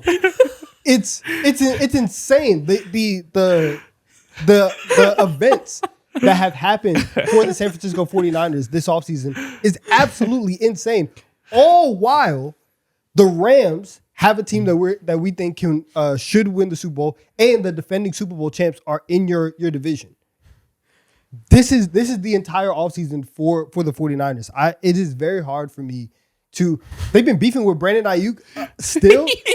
This has been a very, very tough offseason. How many subplots are there? for the Jesus 49ers? Christ. It's insane. It doesn't make sense. Would you Okay. I'm opening Pandora's box. Okay. Is it more embarrassing to pay $140 at a trailer park than it is to pay $10,000 at a hotel? Honestly, I think 140 in the trailer park is like at 9 a.m. too. Food for thought. Let us know what you think in the comments. 140 More embarrassing. I saw a tweet. at a trailer park is crazy, bro. I saw a tweet. Someone said, "How did you think he paid him? Was it in seven $20 bills or two 50s and two 20s? Or did he give him three 50s and ask for change?" Definitely did ask for change. He'd probably just cash after. Someone said Apple Pay. So that's been the last 4 months for my the God. for the 49ers. Hey, but George Kittle's back though. Hey, Hey. hell yeah. Fred- You know what? Fred Warner's back. Hey, there we go. You know, Mike Evans will play for your team at some point. Debo's back. They love Hey. they love oh, Debo. you're right. They love Legend. Debo. He's back. Okay. Yep. Yep. But that About it. 140. That's gonna stick with you. 140. Wow. That's light too. He probably walks out the door and spends 140. Spends 200. Wow. Oh. At least I know the market now. Wow. no. Just What? information I'm gathering. That's all. It's just Market. I know more than I knew yesterday. That's all I'm saying. That's all I I'm know, and saying. that's self improvement right there. Yeah. That's all you can ask for every day. He said the market's been reset. Oh my God. Hey, you know what Paul Pierce said, New man? contract. These strippers fucking it up, man. All right, next team. Next Freaky ass team. uncle. Next team. Now The Lions. I don't even So want to talk about that. night and day. What do we say? What happens next? Where do we go from here? You've actually had an offseason to deal with the offensive line reshuffling that you had to go through last year, which was completely on the fly. And you've had a draft cycle. You've been able to draft somebody to come in and fix this offensive line because the offense and the running game is going to have to be the strength of this team because the defense has a million injuries on that side, and it's gonna feel very very one-sided, very unbalanced. But if that offense, you still have Jameer Gibbs, still have Amon-Ra, still have Jameson Williams, Jared Goff is back there, like all the pieces of this high-flying offense that can make you a contender and a playoff threat, they're still there. And now you have the infrastructure on the line to allow that to happen. That would be the thing that I'm excited for if I'm a Lions fan. Yeah, just getting back to being the best offense in the league type of team. Like or top 5, I should say. Because I've been saying a lot of teams can't be the best. Getting back to being a top 5 offense and being able to run the ball and not completely lose your identity because your offensive line all gets hurt and is full of nincompoops. You got the nincompoops out of here. They're unemployed. You brought in new guys. You drafted left tackle. Getting back to being the Lions should be the goal of the season. Yeah, I agree. Can you, if not win the division, can you be number 2 in my division? Yeah, why not? Why not? Okay. Next team, the Texans. What's exciting? The most exciting thing about this team is you can win the Super Bowl. And that's not an exaggeration. That your defense, if you tell me a year from now, we look back on Texans defense in 2026 as being the defining defense of the 2020s, that won't shock me in the slightest. And if you tell me the offensive additions they made, unfortunately without Jaden Higgins, RIP, is enough that they can be this year's Seahawks offense that surprises us and is like 12th in EPA per play and good enough to let that defense facilitate a run, none of that will shock me. This could be the team of the AFC, and none of that would shock me. Yeah. Or We're being positive. or CJ Stroud's on a new team next year, and that also wouldn't shock me. Some shit's gonna happen this year. Which, if you're unsure about him and he wants $70 million, That could be the best scenario. that could be a situation where you're like, hey, I'm glad we didn't pay this guy that is not our franchise quarterback $70 million. That really, hamstrings your ability to build and grow and keep this core together. Yeah. So this will be a momentous year for you, one way or another. You'll either rip the Band-Aid off and figure out what's next with the defense, or you can make the Super Bowl. You're gonna have your fair share of excitement. Either way, they're gonna have a time. Yeah. You're gonna feel emotions. You're gonna feel the ups and downs, the trials and tribulations of high school football. It's gonna be here. Okay. Next team, the Ravens. Jesse Mentors is in the building, and he's a demon. Yeah. And it looks like your team, all that foo-foo defense that y'all were running last year, that's not gonna happen this year. Yeah, the ghost of losing Mike McDaniel. The ghost of losing Mike McDonald won't haunt you anymore. That you finally got in a new genius to come and call plays and be in charge of this. That you have an injection of smarts that you haven't felt in quite some time. Do you feel good about Lamar this year? Yeah, I think that's the biggest question. Lamar and like really all like their pass catchers for real. That's kind of a question. Obviously, Zay Flowers, he's there, he got extended and all that. But when it comes to like their wide receiver depth, I'm curious to see like which one of the rookies are gonna pop. Don't know. Yes, that's the reason to be excited. Yeah, Jacoby Lane is him. He's so clearly going to be really good. I don't know what that nets out at, how good. He's so clearly going to be a needle mover. he has to be. One of these guys have to be because they're like line is kind of dire. No, their line's not dire. They reshuffled some things. They got Falele out of here, of course. Yeah. Drafted a new big guy, Ione too, and all that, which is good. I assume their line is going to be solid. But when it comes to Lamar, I'm so excited to see what this like next stage of his career looks like. Yeah. So yeah, I'm excited for him. Yeah, on both sides of the ball, everything's looking up to where they can get back to like true contender status. Ravens fans are so ecstatic about Jesse Minter, bro. They're such a happy group of know. individuals I'd right be now. too. They're smiling ear to ear all preseason because Jesse Minter is coaching his ass off with his third stringers. Yeah, dude. I I miss saw a video of him like rapping at some Eminem song at dinner with. I think it looked like their defensive side That's funny. at dinner. It was hilarious. You remember what song it was? Nah. That's really funny. That's all it takes. Yeah. You gotta get a video of some white boy rapping. I know. It's like, oh, I run the Whole wall crew for with this them guy. facts. He's tough. Yeah. They got it easy. Little bit. Just got to rap. Yeah. All right, next team, the Bills. You got a new stadium, which is really good. DJ Moore is there, so now you are not in complete wide receiver hell, and your entire wide receiving core is not dependent on whether or not Keon Coleman is going to take this leap forward. Facts. Yeah, I guess you'd be excited that since losing Diggs, you haven't had a dynamic weapon on the outside, and Josh Allen's had to make do. Hopefully, he no longer has to make do. He has a guy that can win vertically. Yeah, that's about it. This is a pretty stale team. Yeah, they're just the Bills still. Yeah. Run it back.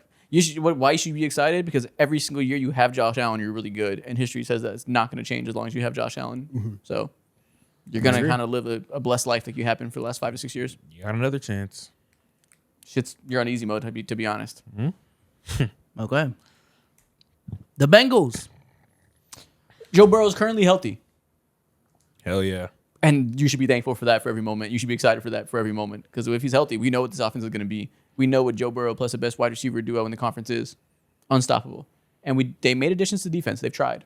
We'll see if it nets out and we're going to make the playoffs again. They certainly will be more respectable than they were last year. But it really does come down to you should be excited because Joe Burrow is healthy. Yeah. And hopefully in a good mood too. Yeah, you can't take that for granted. True. Like, honestly, as a Bengals fan, don't take a single Joe Burrow snap for granted. There's no telling how the story ends. When did Andrew Luck retire? How long ago was that? Yesterday. The same age that Joe Burrow is today. Like, Was was it- that was like the- 5 or was the- 6 years ago or something like that, or what? Yeah, it was in 2019. Yesterday was the anniversary of it, and he's the same age Joe Burrow was today. Yeah, So that's it was on nuts. Twitter that people were saying this would be like Joe Burrow retiring today. Yeah. That's nuts, bro. What if he came out and did that? The fact that it run the last week of preseason really puts in perspective just how crazy the Andrew Luck thing was. Yeah. That team was fucked, bro. What your quarterback retires a week before the season starts? Yeah. The hell do you do? Without notice? No, yeah, he just decided. Oh, wow. Oh, you don't know about this? Yeah, Andrew Luck was kind of like a Caleb Williams level prospect where he's expected to come be a Yeah. superstar, but at a higher degree. He played for all those years and retired in the preseason on this day That's Wow. crazy. because his body couldn't hold up anymore, couldn't do it. Yeah. Okay, next team. The Vikings. I'm trying to think of anything other than Kyler to say. No, that's the Yeah, that is I the know. thing. I would say it's Kyler and the way that Justin Jefferson is talking. He's talking like he's ready to go prove that he's the number one wide receiver, and now you are going to have somewhat competent quarterback play to help him facilitate that. Yeah. And that's exciting. The best receiver of his generation has a chip on his shoulder because he believes that people no longer consider him the best receiver of his generation. That's exciting as hell to see him get his get back. Yeah. And we could see, honestly, if that does happen and Kyler does end up being competent too, I won't be surprised at all. Like, it won't be like the most blindsided thing if I seen this team end up being in the Super Bowl or make a run at least. That won't be surprising at all. They're already like so well built out all over the place. Yeah, the running game can have some questions behind that, but outside of that, like I feel really good about them. Yeah, there's a non-zero chance for sure. And surprises happen every year. If you tell me this is the surprise, that they get the best version of Kyler, maybe make an in-season trade, get another running back that becomes available, whatever, and the defense is 3 in the league, and they get back and are contenders and are the team that sneaks into the Super Bowl, See that? sure. Yeah. I'm Real world. flirting with the idea of them winning the division. So if I think that's the case, I gotta think that's in the realm of possibility. Mm-hmm. And that's a far cry from where we were halfway I through know. last year with 9. So you should be back in the conversations for being one of the best teams in your conference because the quarterback play is baseline average. That's exciting. That's all it takes, bro. They had piss poor play and they won already like 9 or 8 Yep. games or something like that last year. They're gonna be good. Okay. The Dolphins. Malik Speed. Willis. That's it. A-Chain. That's it. You're gonna watch some fast players be bad and tank for next year. Yeah. Yeah, that's about it. Literally. About it. Yeah, the exciting part is you get to watch Malik Willis and hope he's the next Sam Darnold, the next Baker Mayfield, the next guy. The Daniel Jones may be the more apt comparison. Honestly, really isn't much of a comparison because he got so little time to start. But you might find that surprise franchise quarterback from the scrap heap that becomes your guy. That's exciting to see if it happens or not. And that's literally all you have to watch for next team. Damn. That's it. Okay. The Packers. Micah's going back eventually. Yeah, Micah's coming back. Tucker Yes. Kraft is coming back. And the team that you saw at the beginning of last year, When everyone thought they're gonna win the Super Bowl. when everyone thought that they were going to go undefeated, Yeah. that team is still here in some capacity. And you reshuffled a lot of players, especially in that wide receiver room that's been pretty cluttered for a couple years now. You pay Christian Watson, and now he has an opportunity to really step into his wide receiver 1 role. Matthew Golden is there for year 2. There's an offense here and a defense later in the season whenever Micah comes back that can vault you guys to the top of the conference to a contender. If you have patience, this could be a very, very good year for the Packers. Yep. That's it. Next team. Yeah. Oh, that's the last one. There we go. That's all 32 teams. I was thinking like we didn't do an order for the divisions, so I had no clue where we were. I was like, how many teams are there? That is one reason to be excited about every single NFL team. Now that being said, let's shift the focus of this episode to their next segment today. We have new NFL jerseys to talk about. Oh my goodness. Oh my goodness. We have new NFL jerseys to grade. Year 2 of the NFL rivalry jerseys have arrived. we are going to look at them all for the NFC North and the AFC South. Is that what it was? Yeah. Yep. We are going to grade them all A through F, deciding if we think they are good or bad. And my God, do we have a mixed bag this season? Let's see. They're all over the place. Where are we starting? We'll start with the NFC North, Minnesota Vikings, bringing in this purple jersey. How do we feel about this being the first addition to the rivalries? That's cool, man. I like it. I can immediately say that this is. I know this should not be one of the best jerseys at all, but it's cool. It's solid. I like it. Yeah. Can you zoom in on the shoulders? What's that pattern on there? Look, go to the left guy. I have no idea what that is. It's Okay. It's Some Viking shit. yeah. Some more Yeah. Viking stuff. Yeah. I like the letter mark, the word mark That does look cool with the on the spiky top font. of the jersey. It looks very That's Viking. good. Yeah. That's good. I like the all purple. I think that's a good one. This is a very solid jersey. Yeah. I like the white 3 in the font in that too. Yeah. That's fire. Purple Yeah, helmet, I'm yellow going- face mask. Yeah, I'm going B plus. I don't think that the they face did mask is anything yellow. insane here, but I do think that they created a very, very solid jersey that could be in rotation. And I think I like that more times than not. I don't want you to do something completely off the wall. I want you to do something that looks like it's parallel to your normal jersey, but a slightly spiced up different version. You can't usually play with fonts in your alternate jerseys. You got to kind of stick to your theme. Messing around with different typefaces is the main thing I want. I'm going to go A, honestly. This is clean. Like this is like the white tee of NFL jerseys right now. You can't go wrong with that. The Vikings all purple really is a white tee. Like, Yeah. all their purple jerseys are extremely tough. Yeah. I think that deserves a solid A. I agree. A? A. I'll give it A. I'm gonna go B plus because they didn't do anything crazy, but it is very nice. That's the thing I don't want crazy personally. For my yourself NFL simple. jerseys, I want tradition and I want modified tradition. And I think they balance that fair. well. That's fair. Yeah. Okay. Reject modernity in NFL jerseys. Next team, the Chicago Bears. This looks like Auburn. I don't know if I like Bro, this. This looks Auburn. like- It's like this looks like- Syracuse. So it's like Indiana. I mean Illinois. Illinois. Yeah. Which maybe that's the I mean, point. it is. Maybe that's the point. Yeah. They give him one nod to Illinois before they They bounce. still got this stupid patch. Like I understand that they are paying homage to the owner. That patch is just designed so poorly. It's so big. It's obnoxious. I can't rock with the orange pants. And the orange helmet. This is too sandwich of too much color. And then look at the socks too. I'm sure their heart's in the right place. I'm sure it's paying homage to great things. It's ugly as fuck to me. This is 1950s football on the way. And This is like Ivy League football and how they looked when like Harvard was running the NCAA. I'm not a fan. This is a D minus, bro. Might be an F. I don't know if it could be F because it's not like preposterous. It's not the worst thing that I've ever Would you laid my buy this? eyes on. Fuck no. You couldn't give this to me for free. Look at that picture of how Caleb's sitting. This is what it looks like off the court. Okay. See, That's decent. just jersey, fine. Yeah. I can get with it. You put in the orange pants and you mess everything Pull up. up the last tweet. Okay. and you mess everything up. Yeah. So I think for the jersey, I would say B plus. For the uniform as a whole, D minus. Yep, that exactly. Why is Caleb sitting like this? Yo, who directed him to be like For that? the uniform as a whole, F. Why are you looking at me like that, bro? What look do you see in his face? What does that expression give you? So what you trying to do? But the leg up. Imagine saying that with your leg up. It just the body language is strange. It's kind of menacing. It's weird. I don't like it. I don't know. I You can't- think he King the Conqueror? Okay, Bro, put your leg down. put your leg down, King. Close your legs. The fuck are you doing? man, Show straight some up class. doom. Oh yeah, I'm gonna go smooth D minus. I don't like it at all. Yeah, no, it's not good. Not a fan. The orange pants is what fucks it up, I think. White pants could have been solid. Orange helmet could have been fine. Yeah. Okay, next, the Green Bay Packers. This looks like I don't know if That's this like- picture does it justice for real. it looks like the college that Josh Allen went to. Wyoming, Yeah.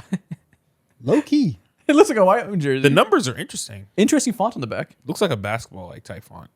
Yeah, like a basketball font from like the 60s. Yeah. Like we're Hoosiers. Yeah, I don't know. It looks a little weird. Then I saw the name on top really doesn't match. Like that looks like a different font in general too. I do like interesting fonts. I though. like the font. I'm Yeah. rocking with the I font. fuck with the color a lot. I'll say that. Yeah, the color's good. That light toned down gray with the accents of a lot of white. Like the color scheme works.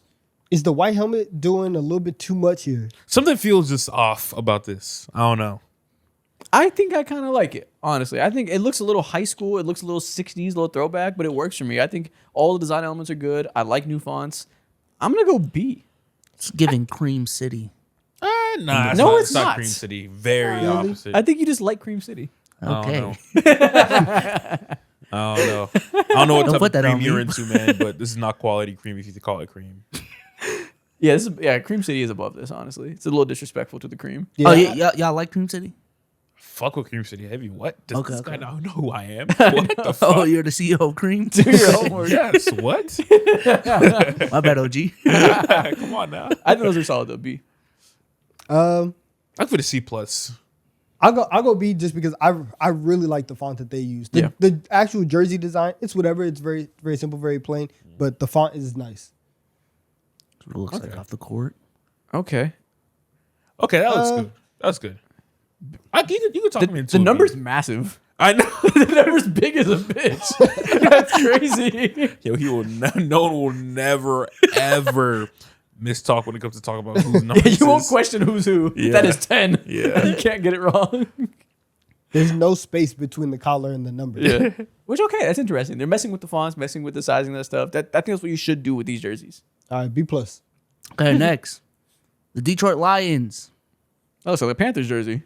It does. What the fuck? What Get the your hell? own swag. What the hell? I'm looking at this. F. Some reason I'm looking at this and I'm remembering like Panthers Sam Darnold for some reason. What the hell?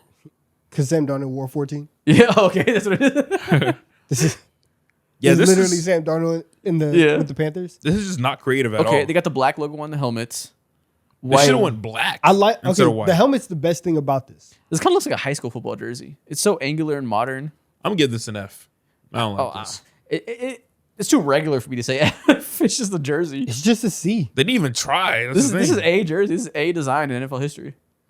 Yeah, this is one of the most C's. Like this, the Jets did this. The design that they have on the shoulders. It looks like what the Jets did in like 2018, 2019. This looks to me like they didn't really want to make a new jersey, so they just made some regular stuff because they didn't want to be too adventurous. They just threw some shit together. I don't like this, man. You know They what? wasted Yeah, a year, honestly.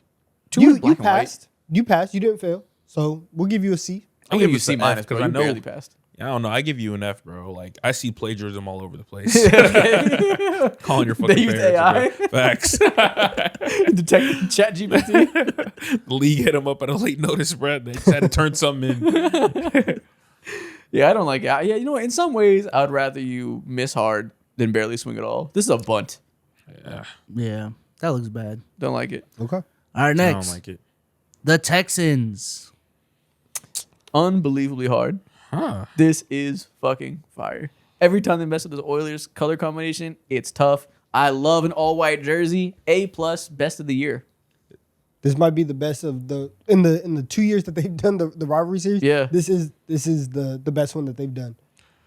Okay. The big blue, it's unbelievably tough, honestly.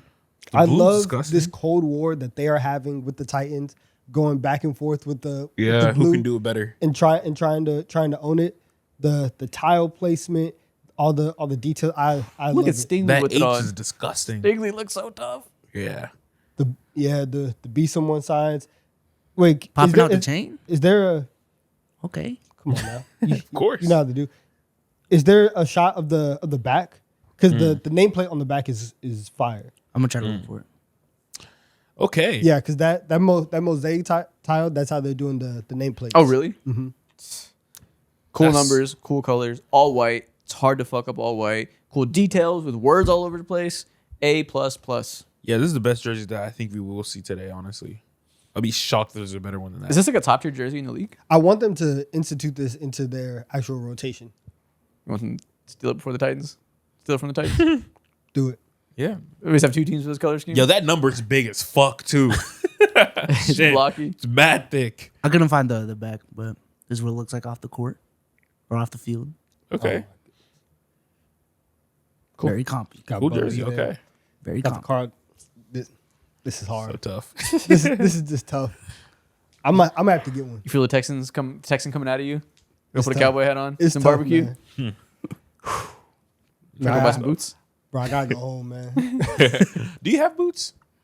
At my parents' house. You do? Mhm. Do you have boots? Fuck no. Fake. What the hell I look like? I wasn't born there. Next, the Colts.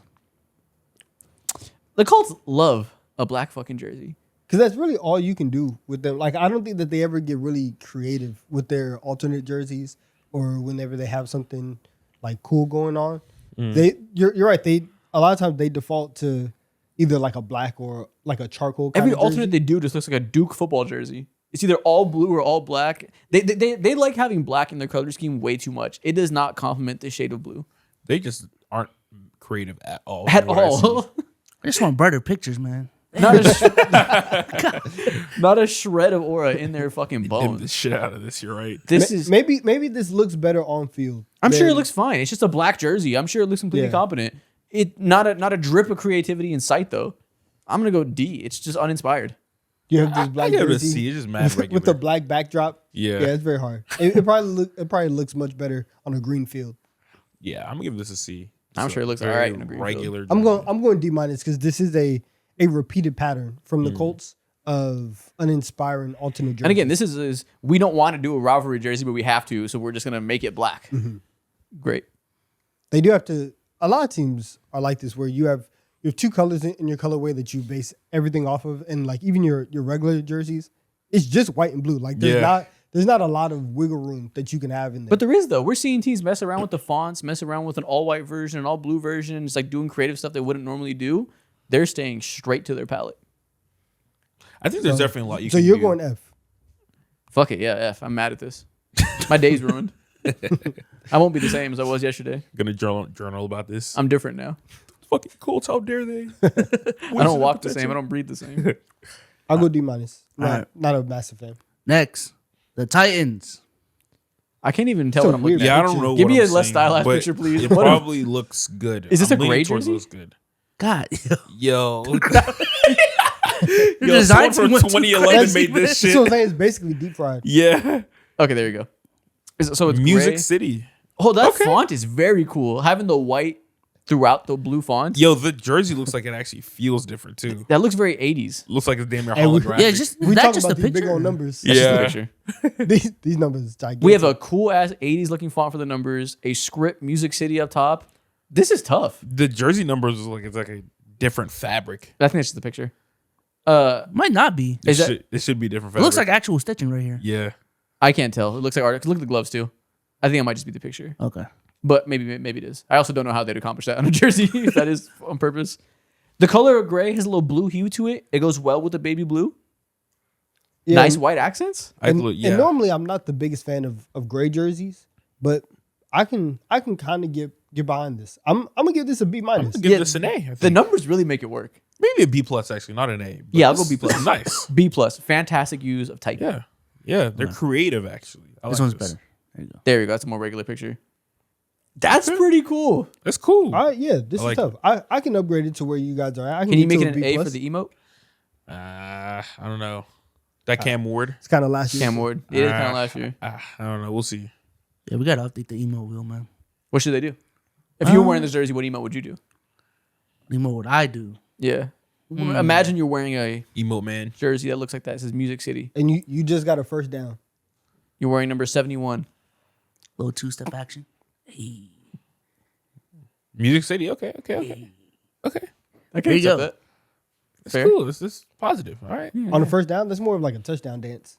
Okay. First down. That's shameless. Every down is a touchdown. Oh, Every No. touch maximized. no. Okay. Good. I'll give that a B plus. Okay. I'll say the same thing, B plus. Yeah. Next, the Jaguars. Why does Parker Washington look 2 feet tall? They all look super smushed short. They look like children. Is that leopard print on the pants?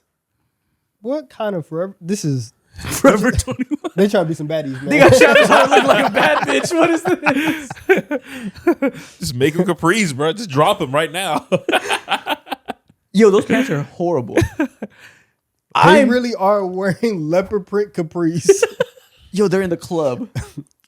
Yo. It is jacket. I mean, it's Florida. Florida has some tacky fashion over there.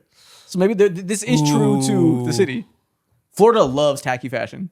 This is, and it's very crazy because like the top part of it, you have the Jaguars in this like cursive, and it's like Kind of cool. the top is pretty plain. It's cool. I like yeah, it. Yeah, it's fine. It's Yeah. whatever. And it's like you just look down a little bit. It's like, what the leopard? Yeah, leopard print is kind of crazy. Jaguar print? Look like Nicki Minaj. What the hell? That is like an unbelievable. Yo, whoever's the most stacked player on that roster gonna look crazy as hell. Like who's in the running back room? They gonna look crazy. They would have Josh Hines Allen looking different. All the D linemen. Facts.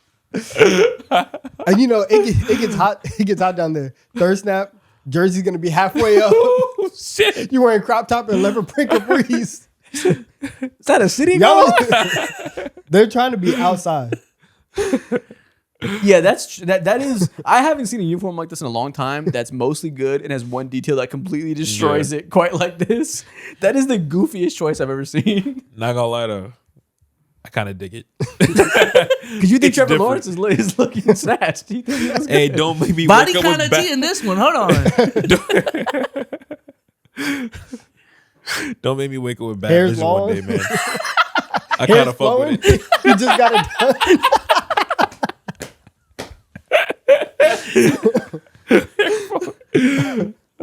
Trevor Lawrence, Be honest. you're a he's bad 6'6". bitch to me. He's Okay. 6'6". Be honest. Valid. Is he a stallion?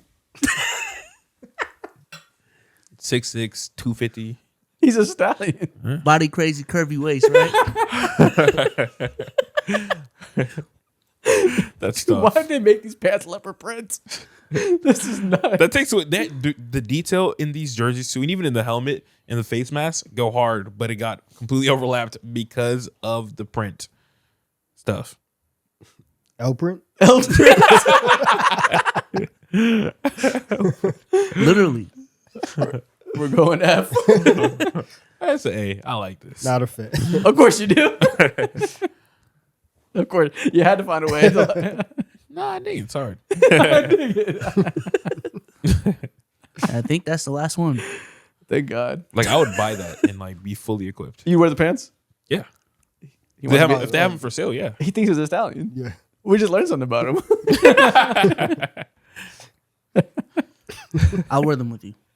All right, bet. Oh, we got two stallions in this bitch. Let's pop out, man. Save us. We're gonna happen. We're gonna make it happen one random episode. Let's pop out. Just pop out. Okay. You finna bedazzle them too, huh? Nah, it's not me. All right, that's drawing the line. A little too much. I understand, but it's just not my personal taste. Are you bedazzling them? Got you. Gotta go all the way. Who said got to? I know a guy in Atlanta who does that for you. No worries. Hell yeah. We can find people here that bedazzle clothes. You think it's an Atlanta exclusive? I mean, Kinda is. It is an Atlanta specialty. That's not surprising he didn't like it. Wow. Yeah. Yeah. All right, next thing we're going to do, it is time to take a break from the football talk. It is time for Producer Corner. D-Souls, what do you have for us to discuss? All right, I got a bunch of different categories here. I want y'all to give one hot take per category. Okay. Okay, first category, one hot take about fashion, ironically enough. I'm not a hot take guy for real. I don't know. I don't. Such an objective thing. Yeah, I don't- hate. I don't know- Sometimes I I don't hate know. when people have like overly harsh hard takes about fashion because it's like, bro, it's art. It's what they like. What the fuck am I gonna say about it? I like that. There is no thing as bad fashion. That's a hot take. Nah, I mean, no, Disagree. Yeah, there you go. there's definitely some bad outfits. Me, I can't think off the top of my head though. For sure. What's like a fashion trend that y'all I don't think rock? something. I guess a hot take that I have is maybe it's not hot, but people definitely overlook the importance of proportions. That makes and breaks outfits. That's not even a hot take. It's just like a statement. Outfit 101. Facts. I guess in terms of trends, I don't really like the flip flop. Yeah, the flip flop trend. Is it a flip flop trend? Oh, your sleep. Yeah, there is. That's tough. Yeah. Remember I showed you yesterday we were in 2nd Street. Guess how much they were charging for a pair of Havaianas? Okay, well, I don't know, 200 or something crazy. It was like $80 when normally they're like 30, 40. But even if that was like a special release, paying $80 for some flip flops. I thought he was gonna say a huge number. Just Yeah, now. same. Paying $80 for flip flops? That is so crazy. I don't know what they look like. Are they special in any way? The Havaiana? No. They're just regular flip flops. That's a tough name. But that's like Javianas? Javianas. Got You like the way it Javianas on. flows? Yeah. yeah, they're not You like super- happy to say it? normally they're not that expensive. I'm not a massive fan of it. Okay. Yeah, I don't think I have a fashion hot take. Okay. All right, next. Movies. Hot take about movies or a movie. Yo, movies have been slapping recently, so I don't know if I like have a hot take on that for real. Everything that I watch is just like pure joy. Okay. I feel so happy. You just discovered you like film? Max. You got the letterbox? Not yet. Oh, There is a big working on renaissance it. going on with young people discovering how much they love film. That like after everything became like, oh, was film dying when COVID came around and everybody's like, nobody wants to go to the theaters. Everybody was watching for streaming. We've definitely seen a renaissance of people like him who just realize, oh, I really like movies. Going to the theater is dope. Yeah, I haven't walked out of a movie theater and been like, yo, I just wasted my fucking time. I used to do that all the time. Be like so just irritated that I had to sit down for 2.5 hours just to watch the most boring film of all time. But nah, like I come back every time, at least this past year, thinking about the movie. The So last hot take, scary movie. movies rock. Yeah. I think That last scary movie was a waste of time. Well, I would just never watch some shit like that. Wait, you watched the scary movie at the you have to. Yeah, I would just never. I've never walked into some Listen, shit like I got that. 4 free movies a week. Had to use one of them. I'm staying home. yeah, you have to have some discernment. I But think context, you also live above an AMC, so you're just walking downstairs. Yeah. I gotta drive 20 minutes. I'm not driving 20 Yeah, minutes too for much of a scary movie. commitment. So I feel Yeah. it. if you know you're gonna see a movie, you shouldn't watch it. You shouldn't watch the trailer. That's an actual hot take. Like if the movie just like gets announced and there's actors in there that you like and you already know, oh yeah, I'm gonna see that movie. You shouldn't watch the trailer. I'll go the other way. I know what you're saying because a lot of movie trailers these days spoil things too much and people feel like they watch the whole movie. I mean, to each their own. If that bothers people and they don't enjoy it, great. I would say the enjoyment for me isn't always just like not knowing what's going to happen. That I can know what's going to happen relatively and understand how to predict a movie because we've seen movies like this and so forth, and still find plenty of enjoyment in it. There's no world in which I don't watch a trailer for a movie I like. Like when Avengers Doomsday drops a trailer, there's no world in which I don't watch it. Like how can I not participate in that? I know what's going to happen in Doomsday. I'm still going to enjoy watching it. And I feel like the obsession over that gets into other things. Like people in films these days, you're like obsessed over plot and obsessed over things like that. That I don't think it's that simple to me. Of if I see a scene in the trailer, I don't enjoy it when I see it in the movie. Yeah, and not that like it's gonna like ruin the film, but I think it does like add a different layer, or it takes away a layer of enjoyment. Where like even if you aren't going there specifically for the plot, having that and having that element of being like, oh, I don't know what's gonna happen. It is kind of nice. Yeah. And so if you if you're watching it because you don't know what this movie's about and you don't really know who's in it and you want to see what's going on, okay, fine. But if you made that decision pre-trailer, I don't think you should watch it. That's fair. I can get into film hot takes for days. I think the general state of film discourse online is fucking abysmal. It's awful. Like people call it CinemaSins brain. Do you know what CinemaSins is? No. It's a YouTube channel that came up in the early 2010s where they made CinemaSins videos where they go over a movie and they would track the sins that movie did. So the like Anything bad. anything bad they did or doesn't make sense is really the notion there, that like this didn't make sense in the plot. This person, her hair is blue here now. It was red last scene. And they nitpick all these things about the plot and what happens in the movie. That a whole generation of young people were raised on that mindset of like, this doesn't make sense. This plot point, they abandoned this. Remember when Euphoria is out, a lot of people were like, they opened all these plot points and didn't resolve them. They never mentioned the kid in the picture that they showed in the sign. They don't need to. It's world building. They don't need to address every single plot point. It's not a miss. It's a purposeful thing that they just sprinkled in, but wasn't a major thing.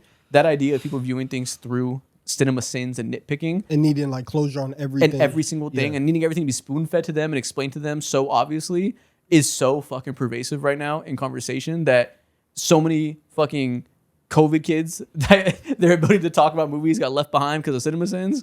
It's exhausting. Yeah, I try to do that with like any form of media now. Like I try to stay away from internet discourse just so I know for my sake that my opinion is my own. Yeah. Like even if it's a Yeah, basic that- opinion. that Like, too. It's the reasons, and this is also just a matter of like the internet is so big now that you'll see so many opinions and you'll feel like this is the masses, but you're just seeing more different types of opinions. But the reasons why a certain generation of fans hate on certain pieces of media are just way too formulaic and plot brained. hate the multiverse concept. That's my hot take. I think a lot of people agree with you. People are over it. Yeah, it's just a cop out of like, oh, why didn't this thing happen? It's a multiverse. Anything can happen.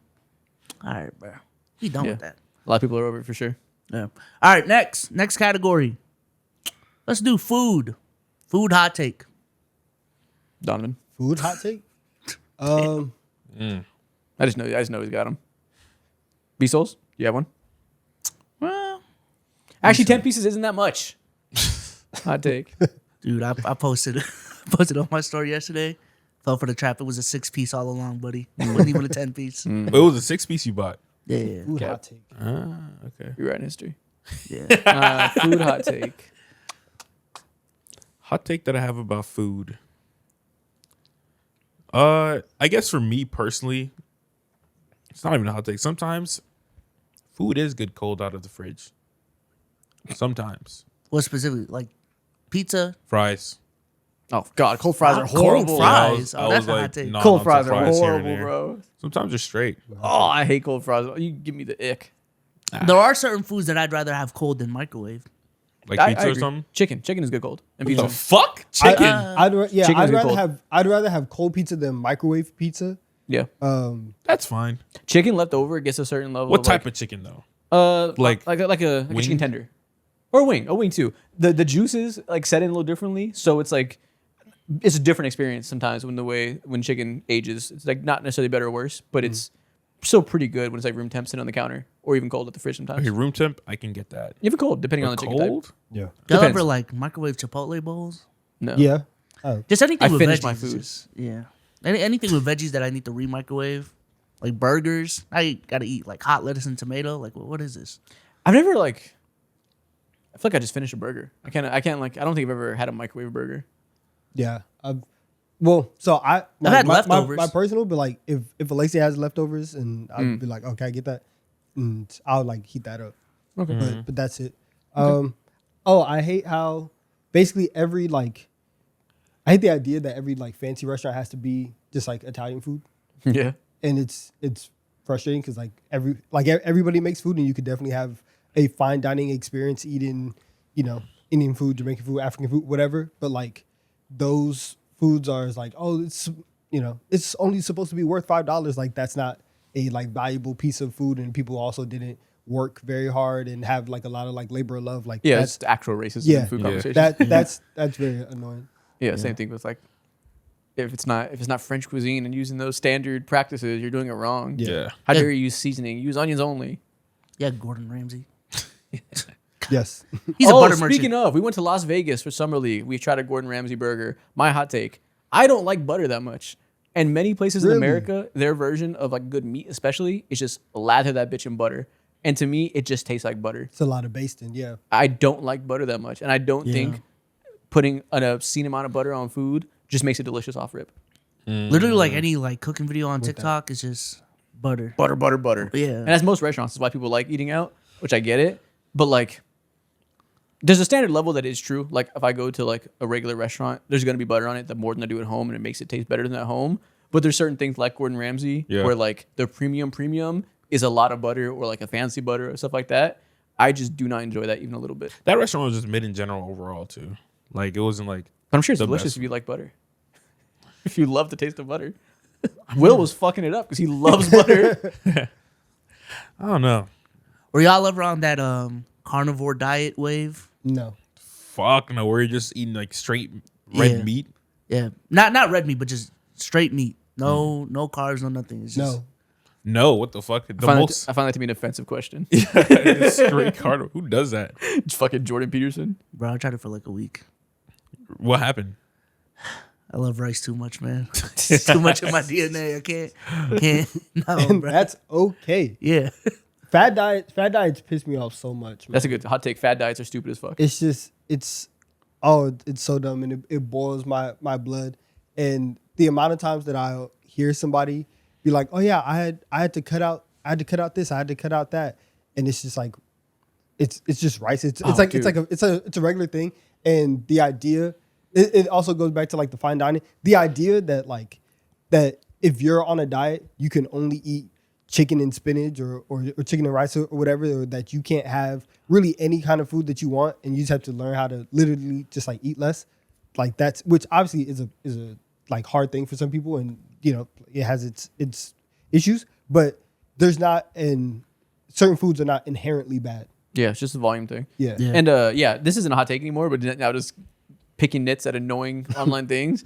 The amount of misinformation around food in general online and the amount of just pseudoscience that people truly believe that like this isn't like a dumb thing or anything. It's just there's so much pervasive misinformation spread that like your mom might tell you something that she heard online and just completely see it as true. And your mom's a very smart person, but somebody tells her you can only your body can only take in so much protein in one sitting. So eating too much protein is none of it works that way. There's so many like little rules and things that people just like made up and run with, especially in the fitness world. The amount of it's the stupid worst bro there. science in the fitness world is insane. The idea there's certain periods where your body's more inclined to consume protein, and at a certain point you can only have X amount. Like, it's all dumb as hell. Yeah, the productivity niche as well is like that. Yeah, people just because it is the nature of hacks gets views. So people got to find some way to think of Everything's more a hacks. 3-step process. What if Yeah. it's 5? What if And it's 1? It's often one. It's often extremely simple, and they gotta mystify it to make it more interesting to get more views because they know more than you. It's often extremely simple. It's baseline, certain amount of protein, certain amount of calories, certain amount of carbs, and they add all these fake ass wrinkles on top that just do not exist. That Apple commercial where they had a commercial for like Apple Health, and the commercial was based around. Are you talking about hot dog diet got me shredded? Yeah, What? and so it's a commercial where the whole like 30 seconds it's just people screaming out at this one person like different different things of like fitness myths or whatever. Yeah. And at the very end, everybody like goes quiet, and then it's just like I think the tagline is like listen to your body or something like that. Great commercial. That's literally Yeah. what this is. Also, every time I see that, I can't stop quoting hot dog diet got me shredded. And then see somebody mentions coffee. They're like, coffee's good for your so-and-so. And someone says, but it actually spikes glycerol or whatever. I love that commercial. So yeah, that would be it. Okay. Last category, music. Hot take about music, artists. It makes me sad to talk about music these days as a hip-hop fan. Think hip hop is dying. You're on that wave. I mean, it's not really, there's no wave to be on. It clearly isn't at the same level of success in the mainstream it once was. And it's annoying because you see the pivot that's happening and where everything's going. Bro, the Billboard top 10 is just country. It's Yeah. insane. And and that's the frustrating part because like it's not my number one genre, but I enjoy country music. But to see it be pushed in this light and knowing like what's behind the country rise is Yeah. like, damn, that's annoying. Yeah, so I guess if I think of a hot take, obviously hip hop isn't in the cultural icon space it was in the 2010s. Part of it, there's many reasons why, obviously. I think part of it is just a talent drought that we just don't currently have the new Drake, Kendrick Cole type of guys, and we're kind of just waiting for it. It'll come eventually. It's a weird talent drought. But I think the one thing, as far as like the Billboard chart goes, that people talk about all these reasons why, I think the main reason is just white people are bored with fetishizing black culture as much as they were in the 2010s. That it was very cool for white kids to want to act black, and now all of a sudden in the new age we're in, that's something that changed in 2020, that it's way cooler for white people to be white now to them. And they just kind of said, I'm bored with this. Yeah. And mind you, they'll be back. They'll be back for sure. They'll be back. But yeah, that's definitely what's happening. I guess You're still out there for the underground scene. Like, Yeah, that's I saw, like I saw that Walmart. Summer Smash. The amount of white Ken Carson fans. Yeah, no, the Oh, there's plenty of them, underground dude. hip hop is alive and well. It's like a mainstream thing that, and you know, if it becomes a underground type of genre, that happens all the time across music history. Is that genres are the genre, then they kind of go a little more underground and still have their healthy scene that changes, but it's no longer on the Billboard top 10. It's all a pattern. It's going the same way rock went for a certain time.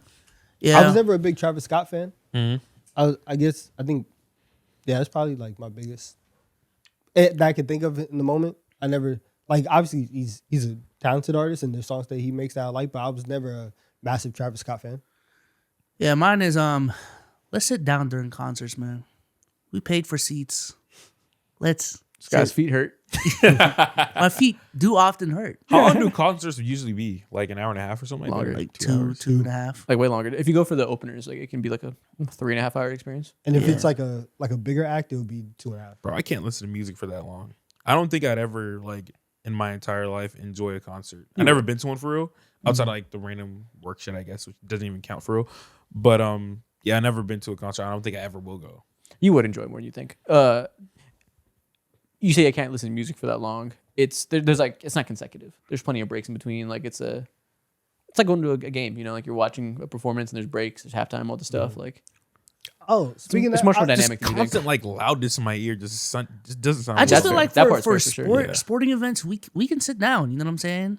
And then we'll stand up during the fourth quarter if it's a close game. Why can't we do the same for Because- concerts? I mean, I'm only seeing Kendrick once a year yeah. or once every 5 years. I'm gonna be up and excited. I guess My feet don't hurt. Just do calf races. And you'll be all right. My feet. be Most hurting, man. albums probably shouldn't be above 45 minutes. Yeah,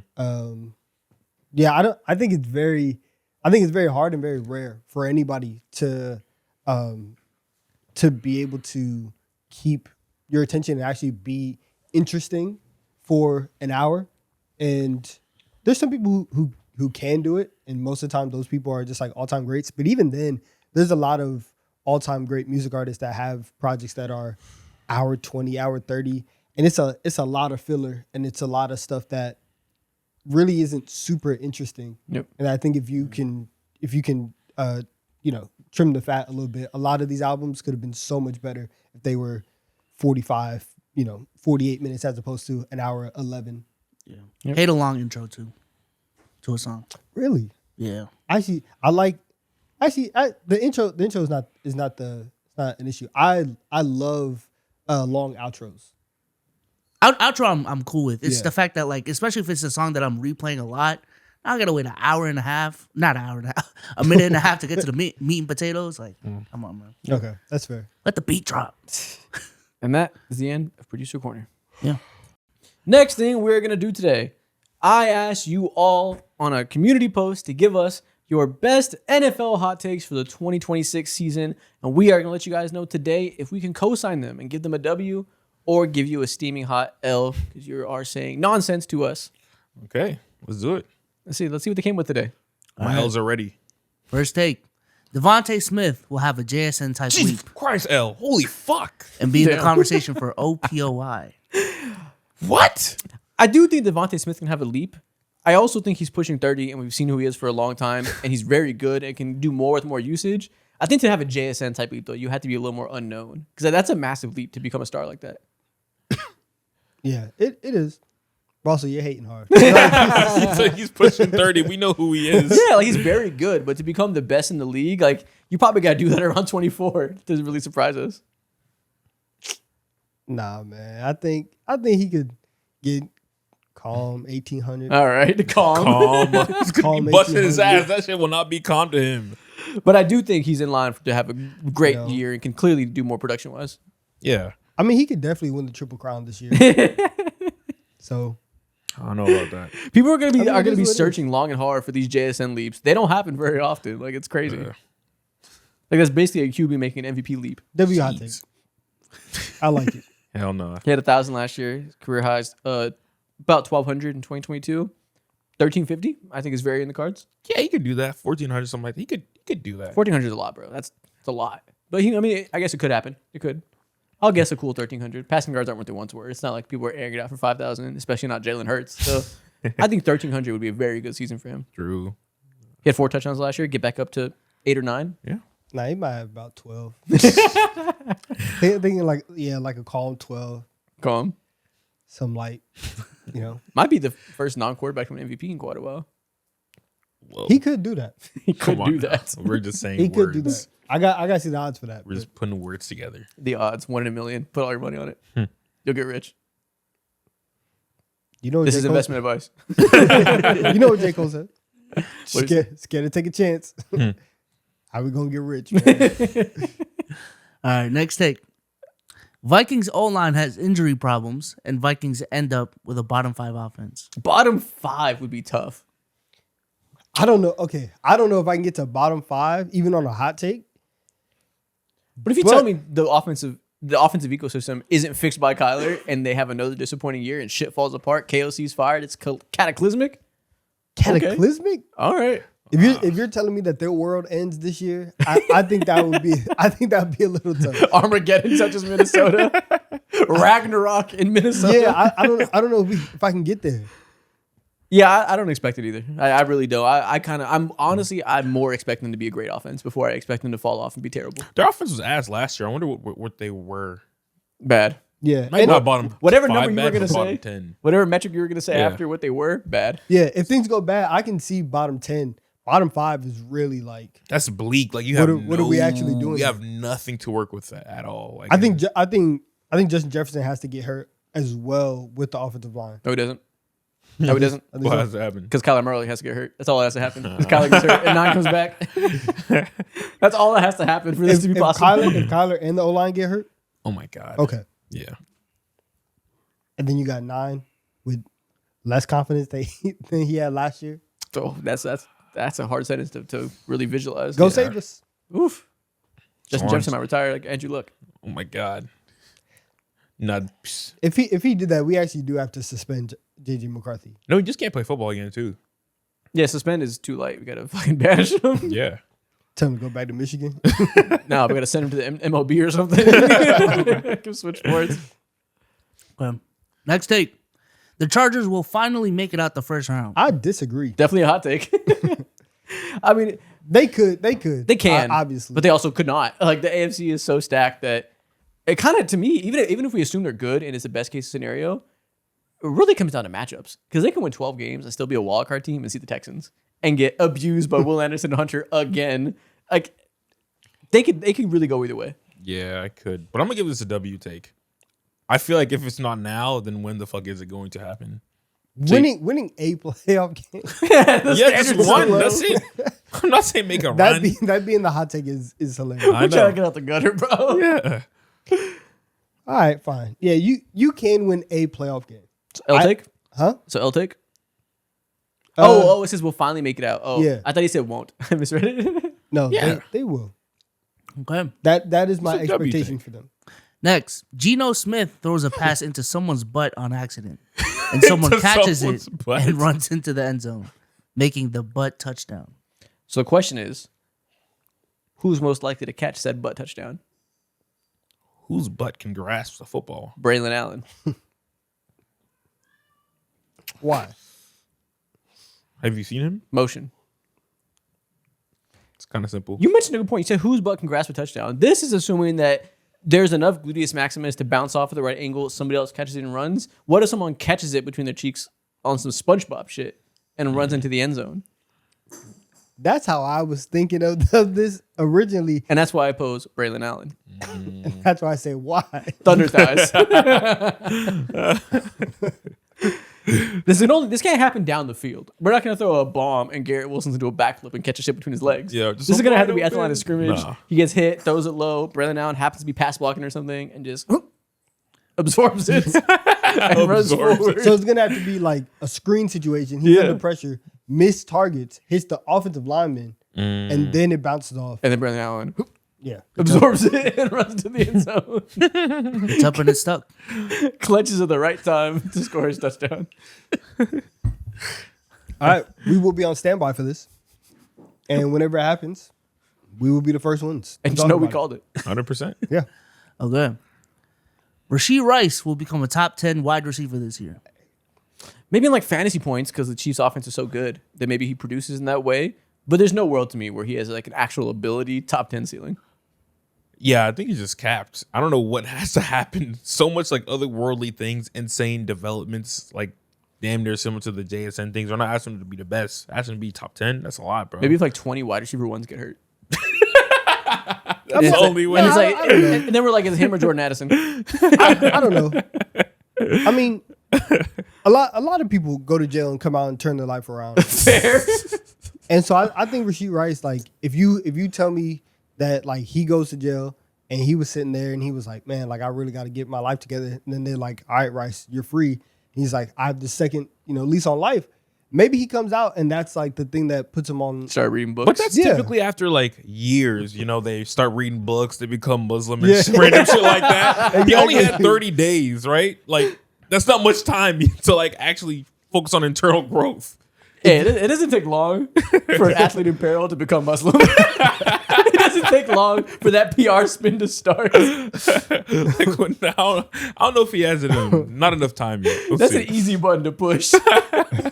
When they go into trial, they put on the glasses. Assalamu alaikum, judge. Alaikum salam. Try the true formula. Okay. Next take. You a fake Muslim. You are not holy. You are not holy. All 4 NFC North teams make the playoffs. I like this because I've been thinking about the NFC standings, and I've been trying to figure out what happens in the NFC North.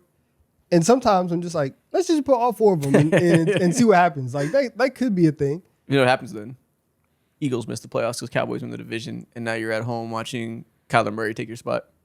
Don't say that. I already said it. It's in the air. It's in the ether. In that situation, that sucks.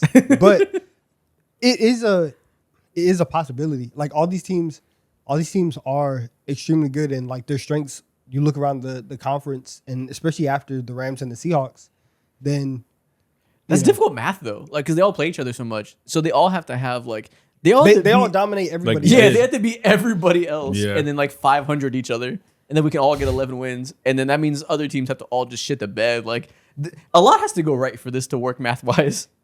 Not really. I Have think you ever seen something like that happen? so. Well, no, having 3 wildcard spots is pretty new. Yeah. So it's never happened. But we've seen a lot of instances where 3 teams make the playoffs from a division. So the craziest thing that would happen. So if you put all 4 of them in, and then that leaves just the 3 division winners, only one person from the NFC South is making it. Well, duh. Exactly. One person from the NFC East. Maybe- I guess like maybe- obviously you have Philly and Dallas. Either that's Jalen there. Hurts or Dak get hurt. Okay. And then you have a year from hell from either Super Bowl hangover Seahawks or Rams are untapped potential. Ah, shit. Now it's cooked because I don't know The any Rams. of that is possible in the West. Yeah. So that's not even getting to the 49ers. They got We their went own over them. We talked about them. Oh, you're right. The $140 is all. Yeah. Yeah. So that would be the Okay. that's the path. So if Dak Prescott, Brock Purdy, and Matthew Stafford all get injured, then we can get. Which Could it's happen. not the craziest thing. Yeah. That's a pretty reasonable sentence. And then we get all 4 of them in. All right, W take. It's happening. Okay. Okay. Sorry, Dak. We just destroyed your season. Tight. Did the mic pick that up? I think so. That's hilarious. Like one of the cats just knocked down a ball down the stairs, so we just heard. This is the slowest fall ever. All right, next take. The QB being a superstar has never mattered less in today's game than before for winning in the postseason compared to the overall team being competent. I see what you're saying. We have 2 straight Super Bowls now of average quarterbacks winning. And for years, we talked about it has to be a superstar, right? We're in this era where the top guys win. I think it makes sense that that is true. I also think that's been the case for all of history, and we just overreact every time the top guys win. Throughout every decade, there's been standard average quarterbacks winning Super Bowls off the backs of elite defenses. I don't think that's ever changed. We just forget about it every time. Eli. Yeah, I know about the legends. I was thinking a little more Joe Flacco, Trent Dilfer, but sure, we can throw Eli in there. That's always happened. We just Yeah. pretend it doesn't every time someone new does it. Because it does happen, I guess, less often. Yeah. I'm gonna give this an L take. And we'll yeah. probably go back to Super Bowl winning quarterbacks winning pretty soon. Like maybe odds are this year a superstar quarterback will win, and we'll kind of go back and forth like we always do in history. There's always going to be these times where defenses win. Like defense matters just as much as offense, and we forget that when Mahomes does it a few times in a row. Yeah, like again, that's why a lot of us said earlier or in this segment, it will not surprise any of us if the Texans went to the Super Bowl bare minimum might even win it. Their Super Bowl, their defense is ridiculous. Now maybe we can have a convo of defensive slanted teams being more prone to winning it than offensive slanted outside of the quarterbacks themselves because of where we're at in schematics and how 2 high defenses are really strangling these passing offenses. Maybe that's a different way to view the conversation. Maybe there's some validity there, but I don't think centering around just quarterbacks Yeah, is super accurate. I also think never mattered less. I mean, maybe, but the Final Four last year, in the Super Bowl, we had the runner-up for MVP. Yeah. And in the conference championship on the other side, we had the MVP of the league. And so, like, But- you very consistently are still getting those quarterbacks. And so I think, like, matters less. I guess they'd say that it's half the teams this time instead of like 3 out of 4 because you have Bo Nix and Sam Darnold to match them, you know? So I guess they'd say that 50% I guess. is pretty, that shows equal validity of not needing an elite quarterback. just 1 year. Yeah, but there's been, the previous year. I mean, Jalen Hurts won after before that. Would you have called? I mean, you were saying after that season that Daniels was a top 10 quarterback. Jaden Daniels? Yeah. Yeah. NFC Championship game. Yeah, no, I don't think On, anybody's saying... on the other side, Mahomes. Like I just think the matters less is probably dramatic. Yeah, it's probably dramatic because to what you said of like we've had teams be like this. So this is probably honestly how it's been for a majority. So I still think that you do need those guys, and you do have the best chance of getting there if you have those guys. I think it's a mixed bag, like always. I think NFL media has an obsession with talking about trends because there's so much downtime to observe in football because there's so few games that's the main bulk of discourse is talking about what's happening and what we can learn from it to predict because it's such a prediction-based sport because there's only so much sample size to go off of that we have to really talk about these trends that probably aren't ever as dramatic for any period of history as we act. Yeah. Okay. But you know what? Good hot take. This is good for discourse. Yeah. Okay. Next. Falcons are actually going to be a sneaky Shut good the hell up. and make a deep Stop playoff reading. playoff reading. run. Stop reading. Deep. What has to happen for a Falcons deep playoff run? Again, a lot of teams have to die. Multiple Like plane we have to crashes. just have like NFL tragedies happen and shit. At Maybe that like point, eco disaster on the entire East Coast. yeah, like New Orleans just gone. Multiple pandemics in the span of like 3 months. Yeah, exactly. Chicago, no power in the city. Can't figure out no way to get power here. Okay, one eco disaster on the entire East Coast, multiple plane crashes, 2 pandemics, and like 4 more $140 arrests by owners. Yeah. And then we can get a Falcons deep playoff run led by Tua Tagovailoa. So W take. Just turn the PlayStation off, man. It's not happening. All right. Next. The Ravens' Jesse Minter hire becomes a horrible decision and goes downhill from what they wanted. Yo, he's overly hating. What the fuck? I'm gonna go W take because I want this to happen. I want them to fail so he has to come back to the Chargers next year, and we convince Mike McDaniel to stay for 1 more year, and we get Minter and McDaniel, and we run the world. If he goes 1-15, they fire him. Of course, He's gone like shit. but they fired him by week 9 If he goes 5-12, with Lamar probably. 5 and what's 12 the line? means How bad can he be and still keep his Is job? Lamar healthy? Yeah. Lamar plays all 17 games. Well, there has to be a lot more injuries. If there's Yeah. other injuries and they win 7 games, maybe we can figure out a way to say it's not Jesse's fault. Regular amount of NFL injuries. So like they shit their hole pretty much, like they should be good. Yeah. Oh well, you better have a winning record at least. And Lamar's healthy all 17 games, regular amount everywhere else. Obviously people are in and out, but whatever. You have to win 9 games at the very minimum. Like, Yeah. well, I don't know. They probably wouldn't fire him for 8 wins. There's a lot of context involved in a coach firing. So I don't know for real. Yeah, their team is in like a little bit of a flux offensively. Well, so I'm I saying don't know. surefire, he's gone. 6, he's gone. If you can't blame on injuries, 6, he's definitely fired. Well, 5, he's definitely fired. 6, probably. Yeah, 5 is embarrassing. Like the Browns can win 5 games this year. You have Lamar Jackson in his prime. Like, Yeah. 5, you're for sure fired. But getting back from, instead of me wanting it to happen because I want him back on my team, I find it hard to believe he'll be anything other than a very good hire personally. And even becomes a horrible decision. He has to be literally one of the worst coaches in the NFL. Like he has to be an idiot that should never have gotten into these shoes. Like he had no business He being was in charge. scamming. If this is a horrible decision, he was scamming. I can't see that. I can't imagine that. Now he could be an okay signing, and maybe he wasn't built for this. Like I remember Brandon Staley, but Jesse Minter's a lot more proven than Brandon Staley was. He led elite defenses with a lot of mediocre parts around the stars of the Chargers. Like he really, really showed multiple years of top 10 scoring defenses without superstars like that. He's way more proven than the guys that have been one and done busts. Yeah. So I'll take. He's more likely to be the next great legendary coach than he is a one and done failure, I think. Yo, I don't know what. He's He more likely pissed to him be the Bill fuck Belichick off. than Aaron Glenn. Yeah, Yes. not Aaron Glenn. He's more likely to be Mike McDonald than he is to be Aaron Glenn. Jesse Minter must have like turned down a picture of this guy, which made him say that. What's the opposite? It's uncanny hate. What's my boy from Arizona? He's more likely to be Bill Belichick than Steve Wilkes. I guess.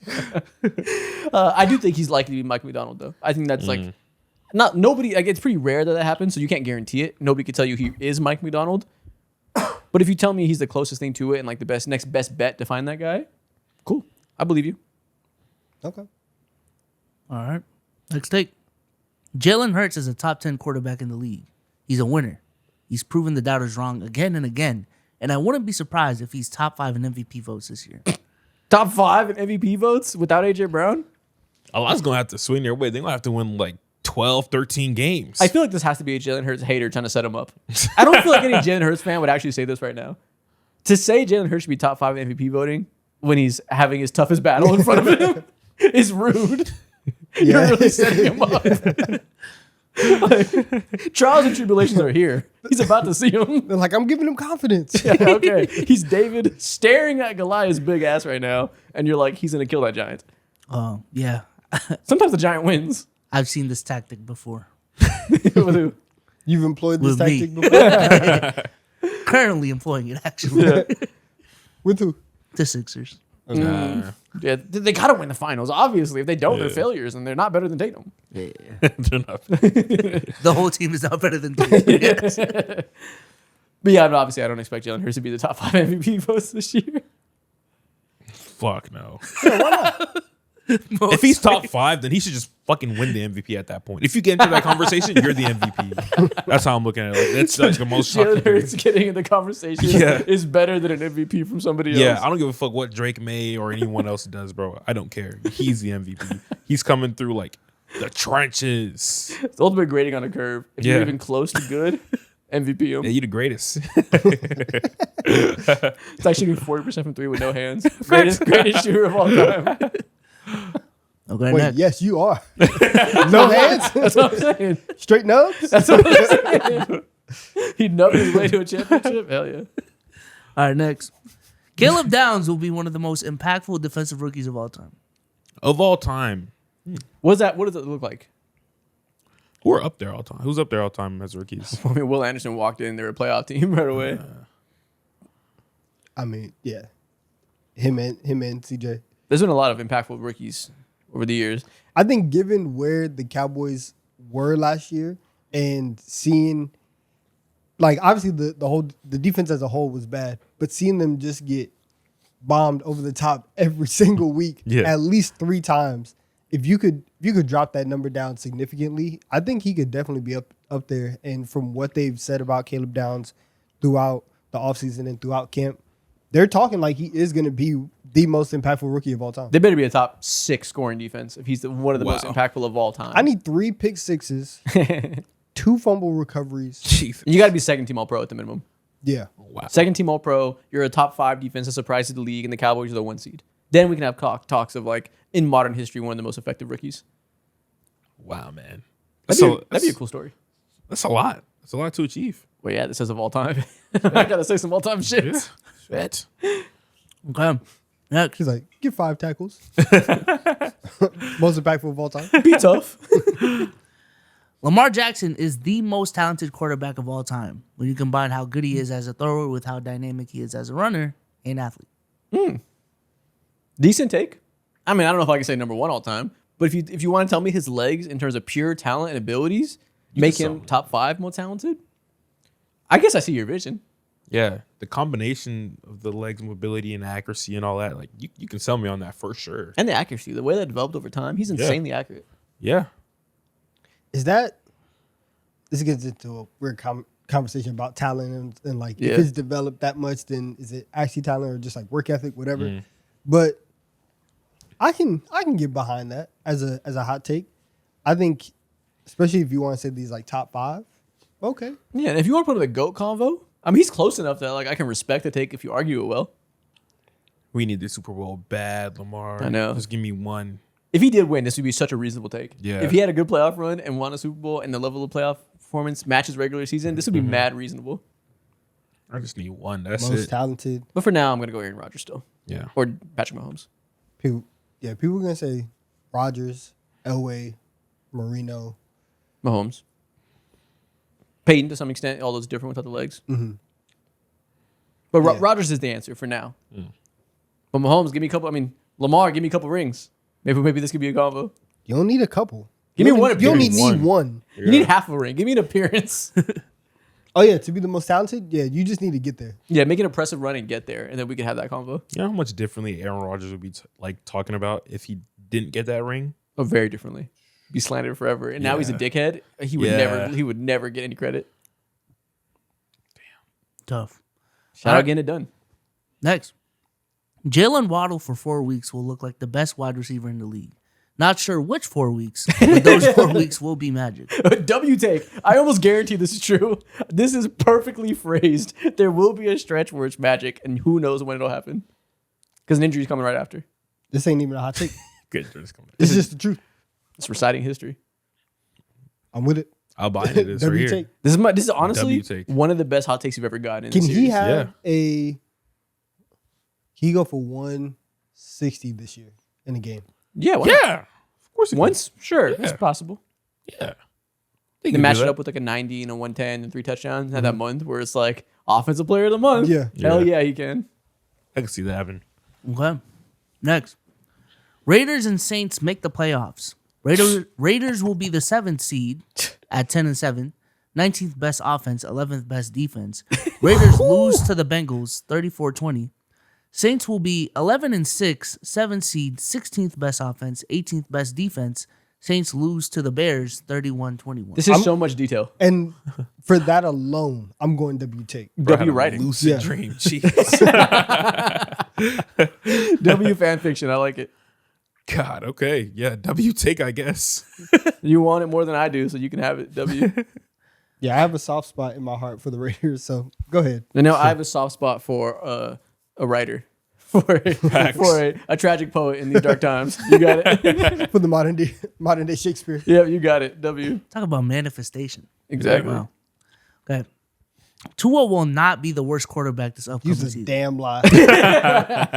And he's actually right because Nasty Man is starting. Ooh. Fair. Okay, non-nasty man. He doesn't count. He's damned to hell. Outside of him, is there any quarterback we can confidently say will be worse than Tua? Out of the week one starters, no. Now we got to get into who won't be a week 1 starter, but who's going to get the opportunity. Fair. Trey Lance is 1. Justin Herbert hit away from being the starting quarterback for a playoff team. And he still might be better than Tua. Yes. And Tua used to be in Herbert talks. That's so crazy. Welcome to Trey Lance talks, buddy. All right. I don't know who. Yeah, I think he will be the worst. Actually, I can't say a name. I mean, unless he gets hurt and Penix comes in. Penix might be the worst. Ass on ass. Right, go Remember big on before big. last year we had to like assume Penix was going to be good Yeah. and like give him young player benefit of the doubt? Talk about those like Young 5 player. or 6 games he What had a the year time. prior. Like 27. He's fucking our age. Jesus. Okay, next. The Bengals will be this year's Patriots, the schedule team. W take. The Bengals have such a soft ass schedule and the perfect recipe to abuse the soft schedule with an elite quarterback and 2 elite wide receivers plus a little defensive talent.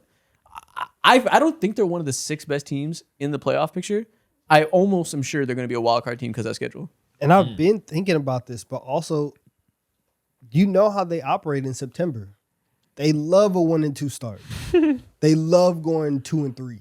And it's hard for me to get past that and say that that the Bengals are gonna take full advantage of this easy schedule.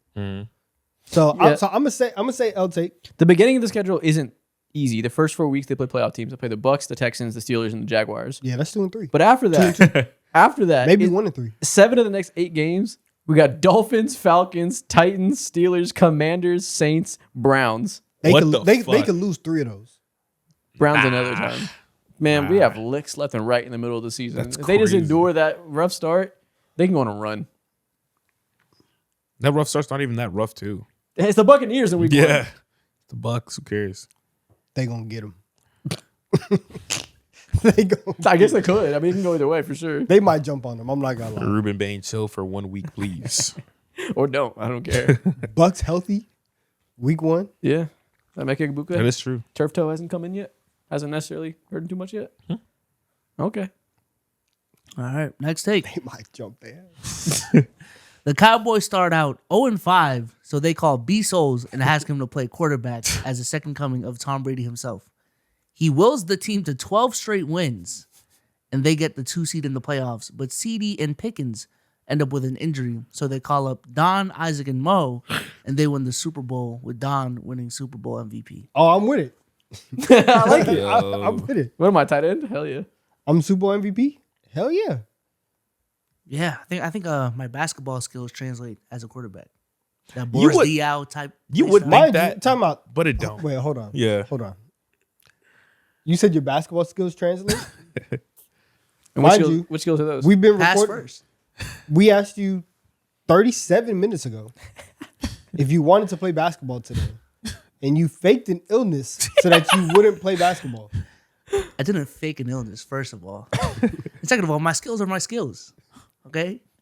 Passing doesn't go away. Yeah, they My can lay vision don't go dormant, away. but when you bring it back out, you still got it. Yeah, that's what Look, I'm let saying. him fucking know. Yeah. Talk else. Idiot. This guy's a liar, man. Come to the court today and dot him. What did I lie about? Oh, anyways. Let's play King of the Court 2 days. I didn't even say I was better than you. Like, what is this? competitive ass. I just said I could Let's pass. do it in 2 days. He's competitive ass. I have to think of that way. That I could pass. Now fuck that. Run these ones. That's what I'm saying. You got a CB. No passing. Did you hear that? He just did some weird slurp mid laugh. It was like a slurp or a sniffle. It was both. It was a slur. That was crazy. What's happening to me right now? Oh, man. Like I'm dreaming. Anyways, W take. All right. I play Edge. Oh, wait. No, we can't do this. Oh, because you're at the Cowboys? Because You gonna sell the game on I purpose? got so caught up in the Super Bowl MVP. That was the Trojan horse to get me on the Cowboys. Yeah, I can't do that. So Can't you do it. rather see the Okay. Cowboys lose and have jewelry on your finger? Yes. Wow, that's real hate. Shame. I'd give it all to make sure they never win another ring. That's irrational hate. Nice. Okay. Aaron Rodgers will finish top 10 in MVP voting and carry the Steelers to a deep playoff run to cement his legacy. Carry? What y'all said about Jalen Hurts getting to top 5, if Aaron Rodgers could get to top 10 MVP talks, he got it. What's more got likely? Top 10. Top 10 is pretty easy to break into. Like top 10 votes isn't that hard. He can't do it. I think he's more likely than Jalen Hurts. I'll to give him get the to top Walter five, Payton for Man sure. of the Year award as well. No, he Oh, can't. hell no. He's banned from that award. Hell Fuck no. If he no. can get into top 10 talks, you could be the DPOY. How about that? Walter Payton Man of the Year. I'll be damned. Disrespectful to Walter Payton's legacy. I know. What the hell? Let this motherfucker touch that trophy. I'll be damned. I'll steal the trophy myself. Yeah, I mean, we've seen crazier things, I guess, than an old man legend having one more in him where he gets the perfect scheme and is 10th in MVP. I guess. Like, he's about How old is this geezer? like 43 or something.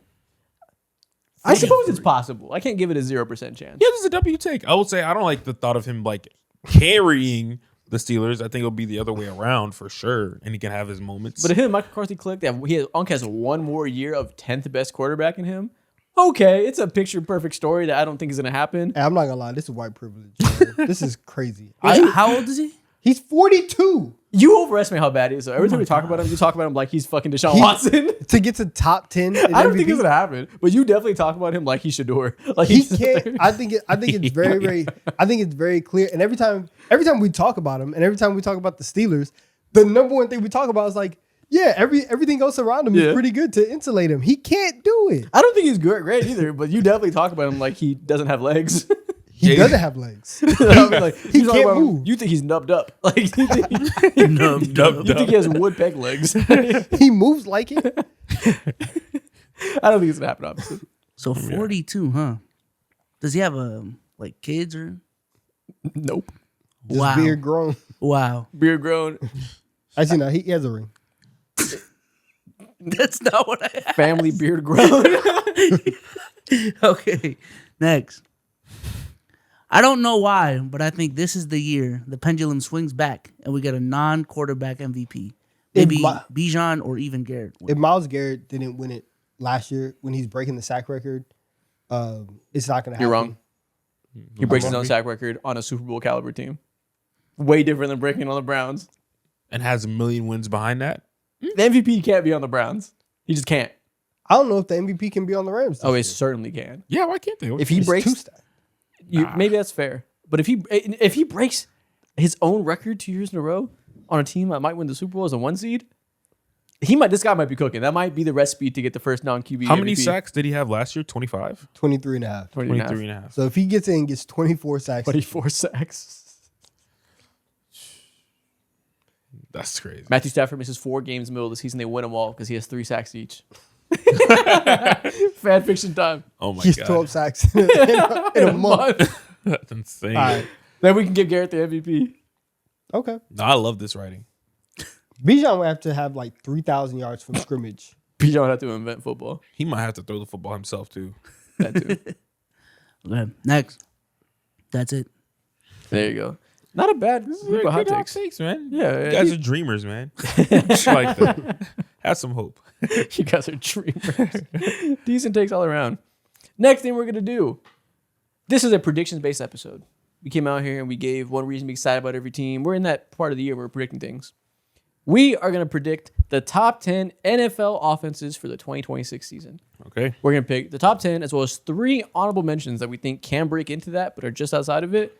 Of all teams in the league, who we think by the end of the season will net out at the top 10. All right. And this is going to be difficult as hell. There is a lot of great offenses this year. Okay, let's do it. Does anybody have any conviction to start at number 1?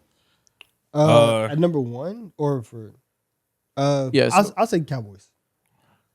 I think the Cowboys will have a top 3 offense in the league this year. That's fair. Cowboys is a place to start. The Rams are probably going to be back in that mix again. 100%. Yeah, I think they will. Are we? We're just putting them in the tiers, right? We're not ordering them. No, we're ordering them. We're ordering the top 10. So yeah, honestly, don't even put anybody in there yet because who knows? There's a lot of great teams. Who will be the very best? I think the best bet will probably be the Cowboys, but Healthy year of CD and Pickens. Florida growing as wide receiver 3. Ferguson. Yeah. Do we think the run game is real? Javonte Williams is going to be good now? I think he proved that enough, and so I do think that. Yeah, I think that combination, and even as good as Devontae Adams is, he's not where pick whichever receiver that you want on the Cowboys to be the wide receiver 2. I think those 2 guys are better than Devontae Adams. Yeah, right but now. Sean McVay, Puka Nacua is better than those 2 guys. Offensive line talent is probably relatively similar. Both have good pieces. Both have probably similar caliber running back rooms. Sean McVay. You think one for the Rams? I think it's in the cards. I also think we can't rule out a Ravens bounce back. If Jacoby Lane is good, the number 1 offense isn't always predictable. There could be a world where Lamar gets back to MVP form. Derrick Henry has 1 more year in him. Without Falele ruining drives by himself, we have back to being a top tier offense with a Ben Johnson system. but they just don't have the room, the receiving core. They've done it at before. all. They haven't had elite rooms before, and Lamar is taking this team to top offenses and MVPs. I think it would be the most fun if the Ravens were the number 1 offense, Yeah. and like Lamar comes back. And Josh Allen has a vertical threat now and still has a great run game. I'm not giving them number 1 offense. Okay. I think we'll give think- Cowboys number 1. So I think the Cowboys would be number 1, but also I think the safest option in terms of on paper having every box check will probably be the Rams. But I do think that the Cowboys and that wide receiver duo and how explosive they are and how great they both are after the catch is next level. Yeah. Well, we don't got to be safe. Let's make some predictions, man. This is bold. What you expect to happen? Give me the Cowboys 1. I'll take the Cowboys 1. All right, Cowboys number 1. Do we go Rams 2 then? I'm sold at Rams 2, and I think 3 is where the conversation breaks up again. Okay. I And think Ravens and Bills can be in there for reasons they've always been in there, right? Are the Patriots in this conversation? I would say are the Bears in this conversation because they kind of fucking have to be. I would say are the Chiefs in this conversation because they have I don't Kenneth think Walker. The No. Chargers? Fuck out of here. But look, they could be the combo. I don't think the Chiefs are top 3 conversation right now. I think Counterpoint: before he got hurt, they were still top 5 in success rate, EPA per play. We've That's seen fine. Mahomes have receiving cores like this and take teams to top 5 by himself. And Kenneth Walker is a dimension to the run game, unlike anything they ever had. And this might be the best offensive line Mahomes has had. that's fine. But he's 30 coming off an ACL. Okay, are you going to predict he's not going to be the best quarterback in the league? Oh, he I best? think I they think can that's still be. fair. I think they can still be top 5. It's not 3. Yeah, I don't think he's. Okay. Yeah, I don't think he's 3. I won't be shocked if they prove us wrong and they're back to just beating the Chiefs. But I'm cool with us not predicting that. So we got Ravens. We got Ravens, Bears. Turn the call. Who do you want to stake your claim on? Because these could all be elite. I think through the Bears just because they're gonna have so many opportunities to score because that defense is not staying on the field. It has long at all either. They're gonna get blitzed and But I mean, they also have. Listen, what happened to the Lions last year could happen to the Bears this year, where your offensive line is completely in flux in an offseason. The Lions could be in the convo too. I think, okay, let's cast For votes. offenses? There's a lot of great offenses here. I'm going to cast my vote actually on the Bills. When Josh Allen's healthy, they have elite offenses every single year. Maintain the same scheme as last time. Offensive line lost David Edwards. Still going to be great. Still going to be a fantastic run game. They have a vertical threat now with DJ Moore that could actually win. This is the highest floor offense left, I think, by far. Highest floor, honestly, the Bengals are here. Bengals are in the convo too, but I do think we should bet on the Bills above these teams because they have the safest quarterback, the safest run game, the safest offensive line, and a clear wide receiver injection that makes them better than they were when they're already elite. I think the bank. You said the Bengals, right? if we're talking about the Bengals being a team, again, they for years they've been super weird, but if they are a team that can capitalize on the schedule, They're due. they do have an easy schedule, and now you have healthy Burrow and Chase and Higgins and all that. I'm not mad at that. I think they could be a team that could get into the top 3, and they could be the 3rd best offense in the league. Okay. I'm not mad at that pick at all. They're trying to go under center now. We'll see if it works. Chase Brown's going to catch a lot of passes.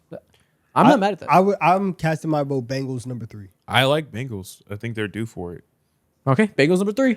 Then again, I would still sit on Bills number 4. I'm cool with Bills for it. My 4, 5, 6 in any order will be the big 3 of Bills, Chiefs, Ravens. I think now we have to entertain the Chargers.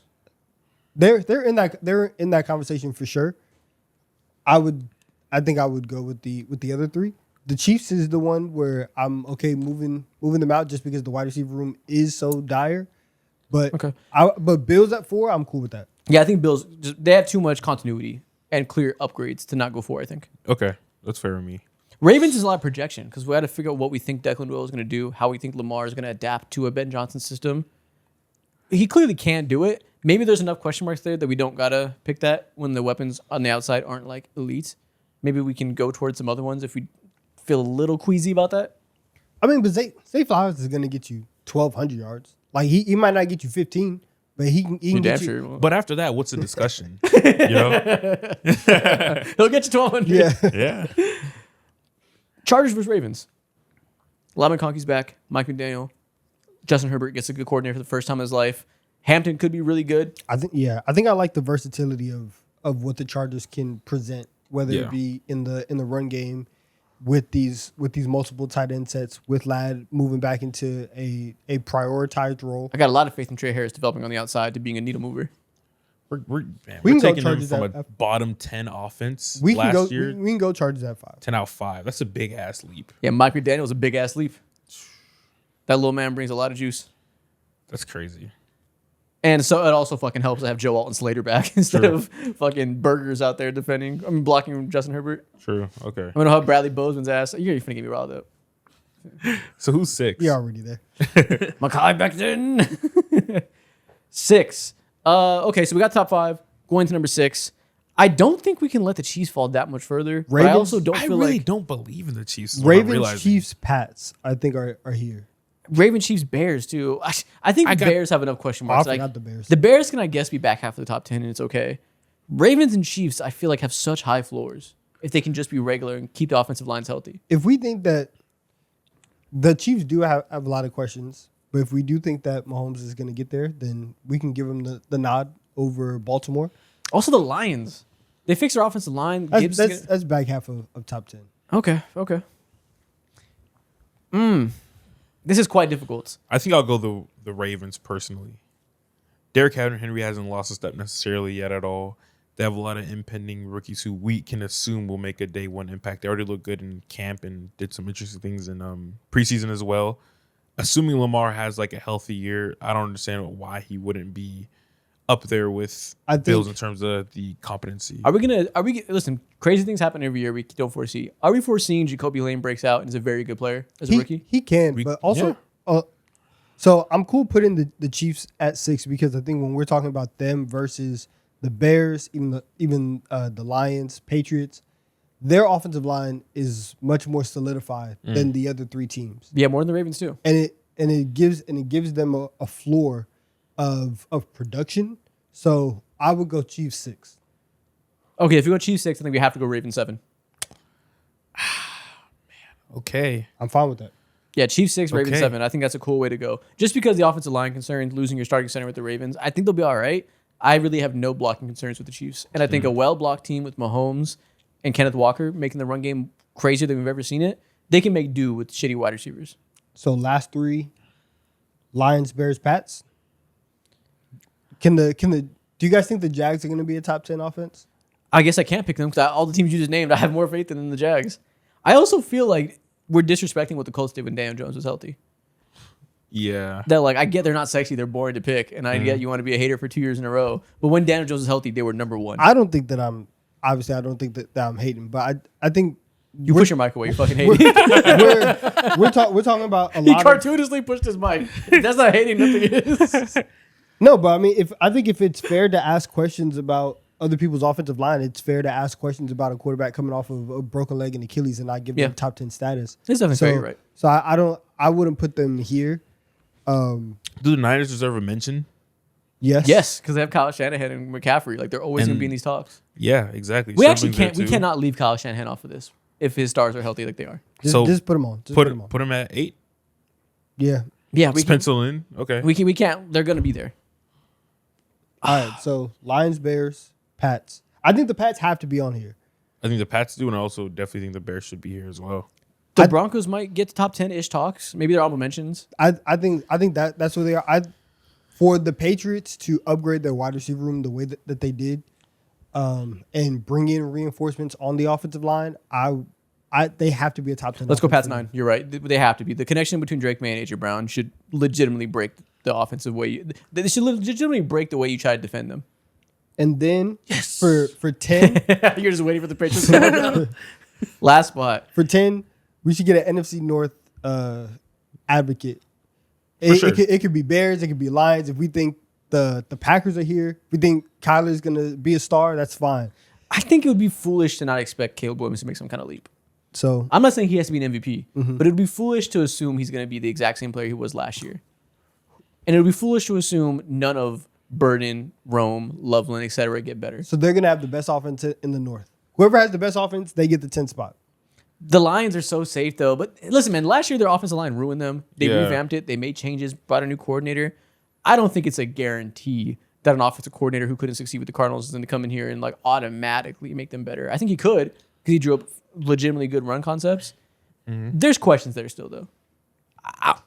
Final vote, Bears, I'll go Bears, of course. naturally. All right. Chicago Bears, number 10. 3 honorable mentions. I do think the Colts deserve an honorable mention just because of what they've showed they could do with Daniel Jones healthy. I think the Jags should get the nod before they do. The Colts were just better in every way. I think they had very opposite seasons. Yeah. Of But the, even of the Colts dominating. Even when the first Jaguars half. offense picked up, their defense was also crazy. Like they never think- had a period where they're better than the Colts I- offensively. I just think that we are overlooking. That question is so big to me Okay. of Daniel Jones, and it's not like Mahomes where we know what he was pre-injury, and so it's like, okay, if you come down even just a little bit level, we know what Daniel Jones was before the first half of last year. So I think Jacksonville, especially with how Liam Cohen is able to maximize this run game, how he's been able to maximize the other pieces in that wide receiver room. Brian Thomas Jr. was amazing in his rookie year, had a very, very bad year, and they were still able to have a very good passing offense. Think about Brian Thomas Jr. and Travis Hunter. These two guys that you thought were going to be 1 and 2 on your wide receiver room, completely reshuffle it midseason, and you're still a great offense. Yeah, but I think that's not a good thing to me. I think they're one of the first. They're one of the first honorable mentions. their offensive line isn't good. It could be fine. It's not good. Like it's not going to be a strength of the team. And I think it's cool that your top 2 guys, you thought your top 2 guys last year are 3 and 4 now, so you could say, wow, the depth. That's also about those 2 guys just not producing like you wanted them to. So I think that's kind of a bad thing. That Brian Thomas Jr. all of a sudden becoming your third receiver is like an outright bad thing to me rather than good as far as signaling their ceiling. I think for anybody else, if you're 1 and 2 guys became 3 and 4, you fall off a cliff, and they were still able to produce at that level. Yeah. And so you could say, Travis Hunter is going to be healthy, and it was just a down year for BTJ, and now you just have this incredibly stacked wide receiver room, and now we're going to go to the moon with this offense. But it's stacked with regular rather than stacked with like stars. You don't know who Parker Washington is? And that's No the best one one. knows I yet. like Parker Washington. Yeah. That's their best one. But if you're Brian Thomas Jr. and he's behind Jacoby Myers and you're a pecking order, there's no world where I'm like, ooh, the depth. Damn, I wish Brian Thomas was who I thought he was. Yeah, because if he was, then this would be like the first best offense. I'm making the argument Yeah. for them Yeah. to be 11. Okay. I don't think it's crazy, obviously. And I'm cool with leaving the Colts off for the reasons you outlined. Well, obviously the Lions are honorable mention then, right? Yes. Yes, for sure. Should the Packers get there? They just don't have bad offenses with LaFleur and Love. Is there somebody else who Packers could get here. who Yeah. can overtake them? Is there anybody in the South that we think can overtake the Packers as an offense? No. No, I don't think so. Anybody in the Okay, East? we can go Seahawks? Jags and Packers as our honorable mentions. I think the Seahawks with the coordinator changes is enough of a question. And they weren't even top 10 last year. Like, there's no reason to predict that. We should put the Broncos in honorable mention. Oh, you're right. Because Broncos. they're like we talk about offensive lines, arguably the fucking best in the league. Yeah. Yeah, I think Broncos and probably Packers. Those are honorable mentions. Yeah. The Lions. Those are all like proven teams that could obviously get back. Are we crazy for not putting the Seahawks there? Oh, No, they damn. weren't even this last year. Then we hate the Jags. Yeah. They were like 14th in EPA per play last year. Made that whole case. No, we should put the Jags there. I think we. Oh, sorry, I do sorry, think we- yeah. We should Take put the Packers off with the Jags. My bad. Yeah, we should My put the Jags here. I completely forgot about them. Yeah, put the Jags there. I ain't say nothing but a word. I just forgot. My bad. Okay. Those are three teams you think are knocking on the door. Those are teams we think are be top 10. Yeah, I can see. I can see, and yeah, I can see Green Bay moving up and being 10, but they also have a lot of question marks with their wide receiver depth. Asking those two receivers to either stay healthy or take leaps, and are we getting a healthy version of Tucker Kraft when he comes back? Their offensive line has been in flux as well. So Yeah. yeah. They won't be bad, but top 10, I'm not sure. Okay. And there we go. Last thing we're going to do today. We are going to go back to NFLBuildAPlayer.com. We played this a couple weeks ago, and we built running backs and wide receivers in both all-time and current day configurations. They have added wide receiver to their website. We are going to build the best NFL wide receivers we can to see if we can go 99 overall. We got two chances. One classic mode, where we're playing just today's league, and then one all-time.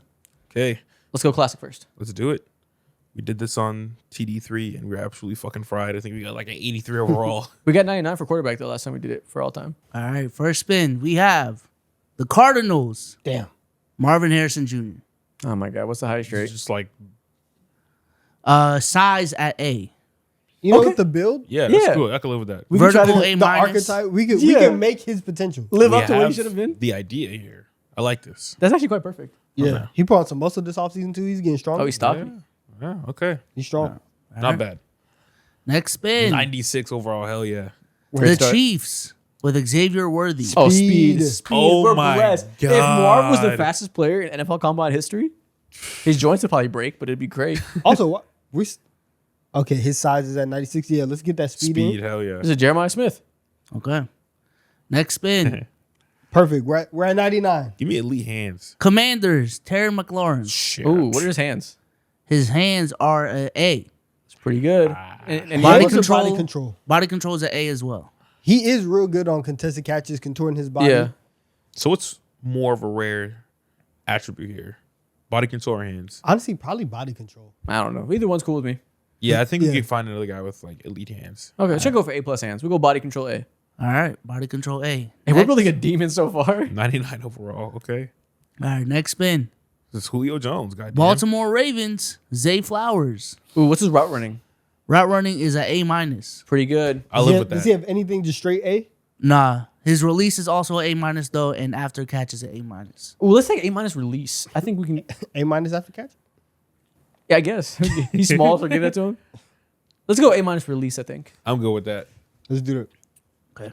A minus release. Still 99. Next. The Houston Texans. Nico. Jalen Noel. Nothing. We have A. a respin? We do. Oh, two. fuck. I forgot about that. Do you want to go for Nico or just respin the team?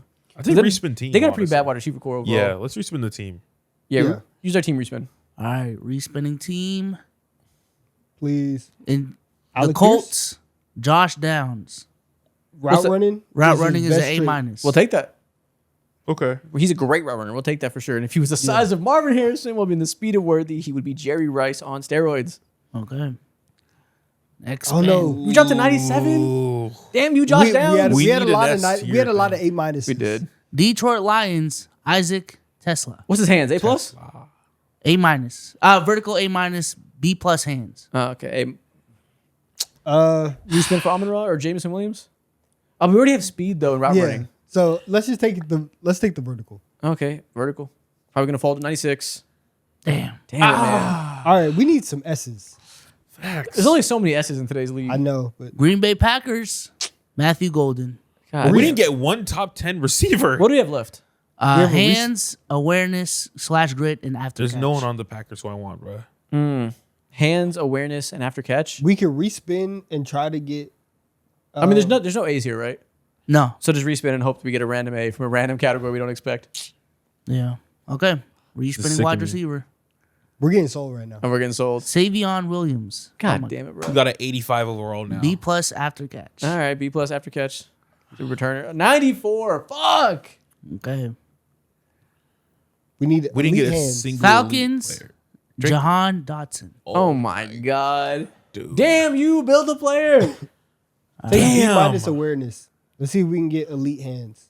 Bad awareness is hilarious. Guy's 92 just dumb. overall. This Yeah. is Guy's just dumb. Doesn't know what's going on. as a Last receiver one. bad awareness. Chicago Bears, Scotty Miller. Bro, who the fuck is Scotty Miller? Yo, C we're plus we're a hands. 78 overall now. 89. Oh, what a crazy choke. We did get who's the best receiver just that we Marv. got here? We're just smart. Yes. We're fast smart. Not even is it 89 overall. It was written. We're fast smart. Damn. That's bad. Wow. Damn, I hate that. I didn't like that. All right, let's do one more go at it. Let's try one more time. There's no all-time ranking actually. I misspoke. It's coming soon. Let's do Okay. another go around of regular builder wide receiver. Can we get a top 15 receiver? Can we beat 89 Just overall? one. Let's Okay. see. Yeah, that's the bar now. 89. Can we break 90? All right. First spin. I'm feeling good right now. The Raiders, Oh fuck. Dante Thornton Jr. Do I see S? Yes. S size? Yeah. Bring me Dante yeah. Thornton Combine Warrior size. Hell yeah. Starting with S is crazy. Okay. Oh, we're so lit. How did we get an S Give out of the me Raiders? Jamar Chase. Buffalo? Buffalo Bills, Fuck. Skylar Bell. He's fast, but that's it. I don't think DJ Moore has any S's or A I feel like pluses. we should respin. Speed's a B2. Already? Respin the team. Yeah, it's the Yeah. Bills. Respin the team? Okay. Yeah.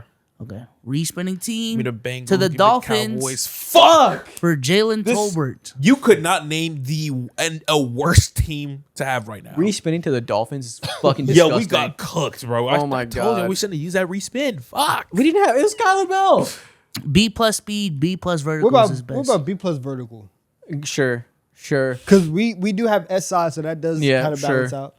Okay. Don't So drop B don't plus drop too vertical. much. We're dropping a lot. What the fuck? We're still 99? Oh, okay. Hey, S holds weight. Yeah. Yes. All right. We survived.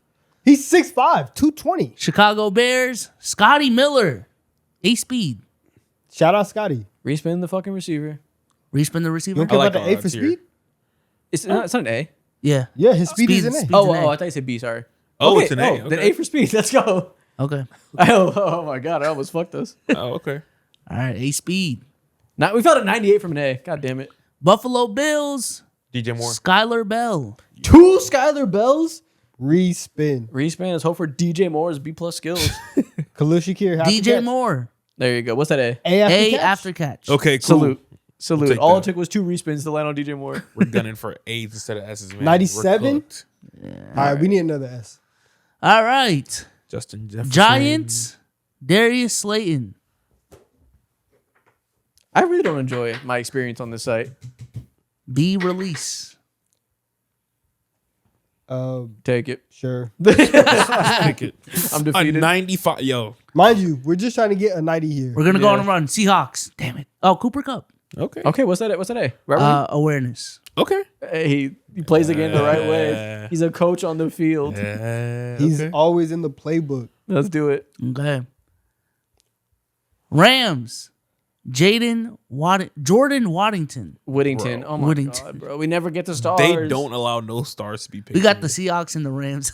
At this point, I know it's not us, it's them. I'm not even upset. Let's blame it on them. Let's go body control. Okay. It's the best we could do. 92. Fuck you. Trying to be 89. Browns? Browns. Jerry Judy. Okay. Route running A. They still give him an A. Hey, Robert needs an A. Yeah. Salute. Still? Salute bring to us those up. videos of him swinging his head real hard. Up to a 93. Okay. Shout out Jerry Judy. Never thought I'd say it. Please. Buffalo Bills. Bro. Yo. Joshua Palmer. I hate this game, bro. Pick it. What's our overall? 90. Hey, we beat our last time. This is progress. Third time's a charm. Yeah, Hell we no. just have to do this 9 more times to get a perfect receiver. And then we're good. Well, unfortunately, that's the end of this episode. So you can do it 9 more times at home and see if you can eventually get to 99. We're not doing that. You're not doing it. God. And we'll see y'all next week for our official 2026 predictions episode.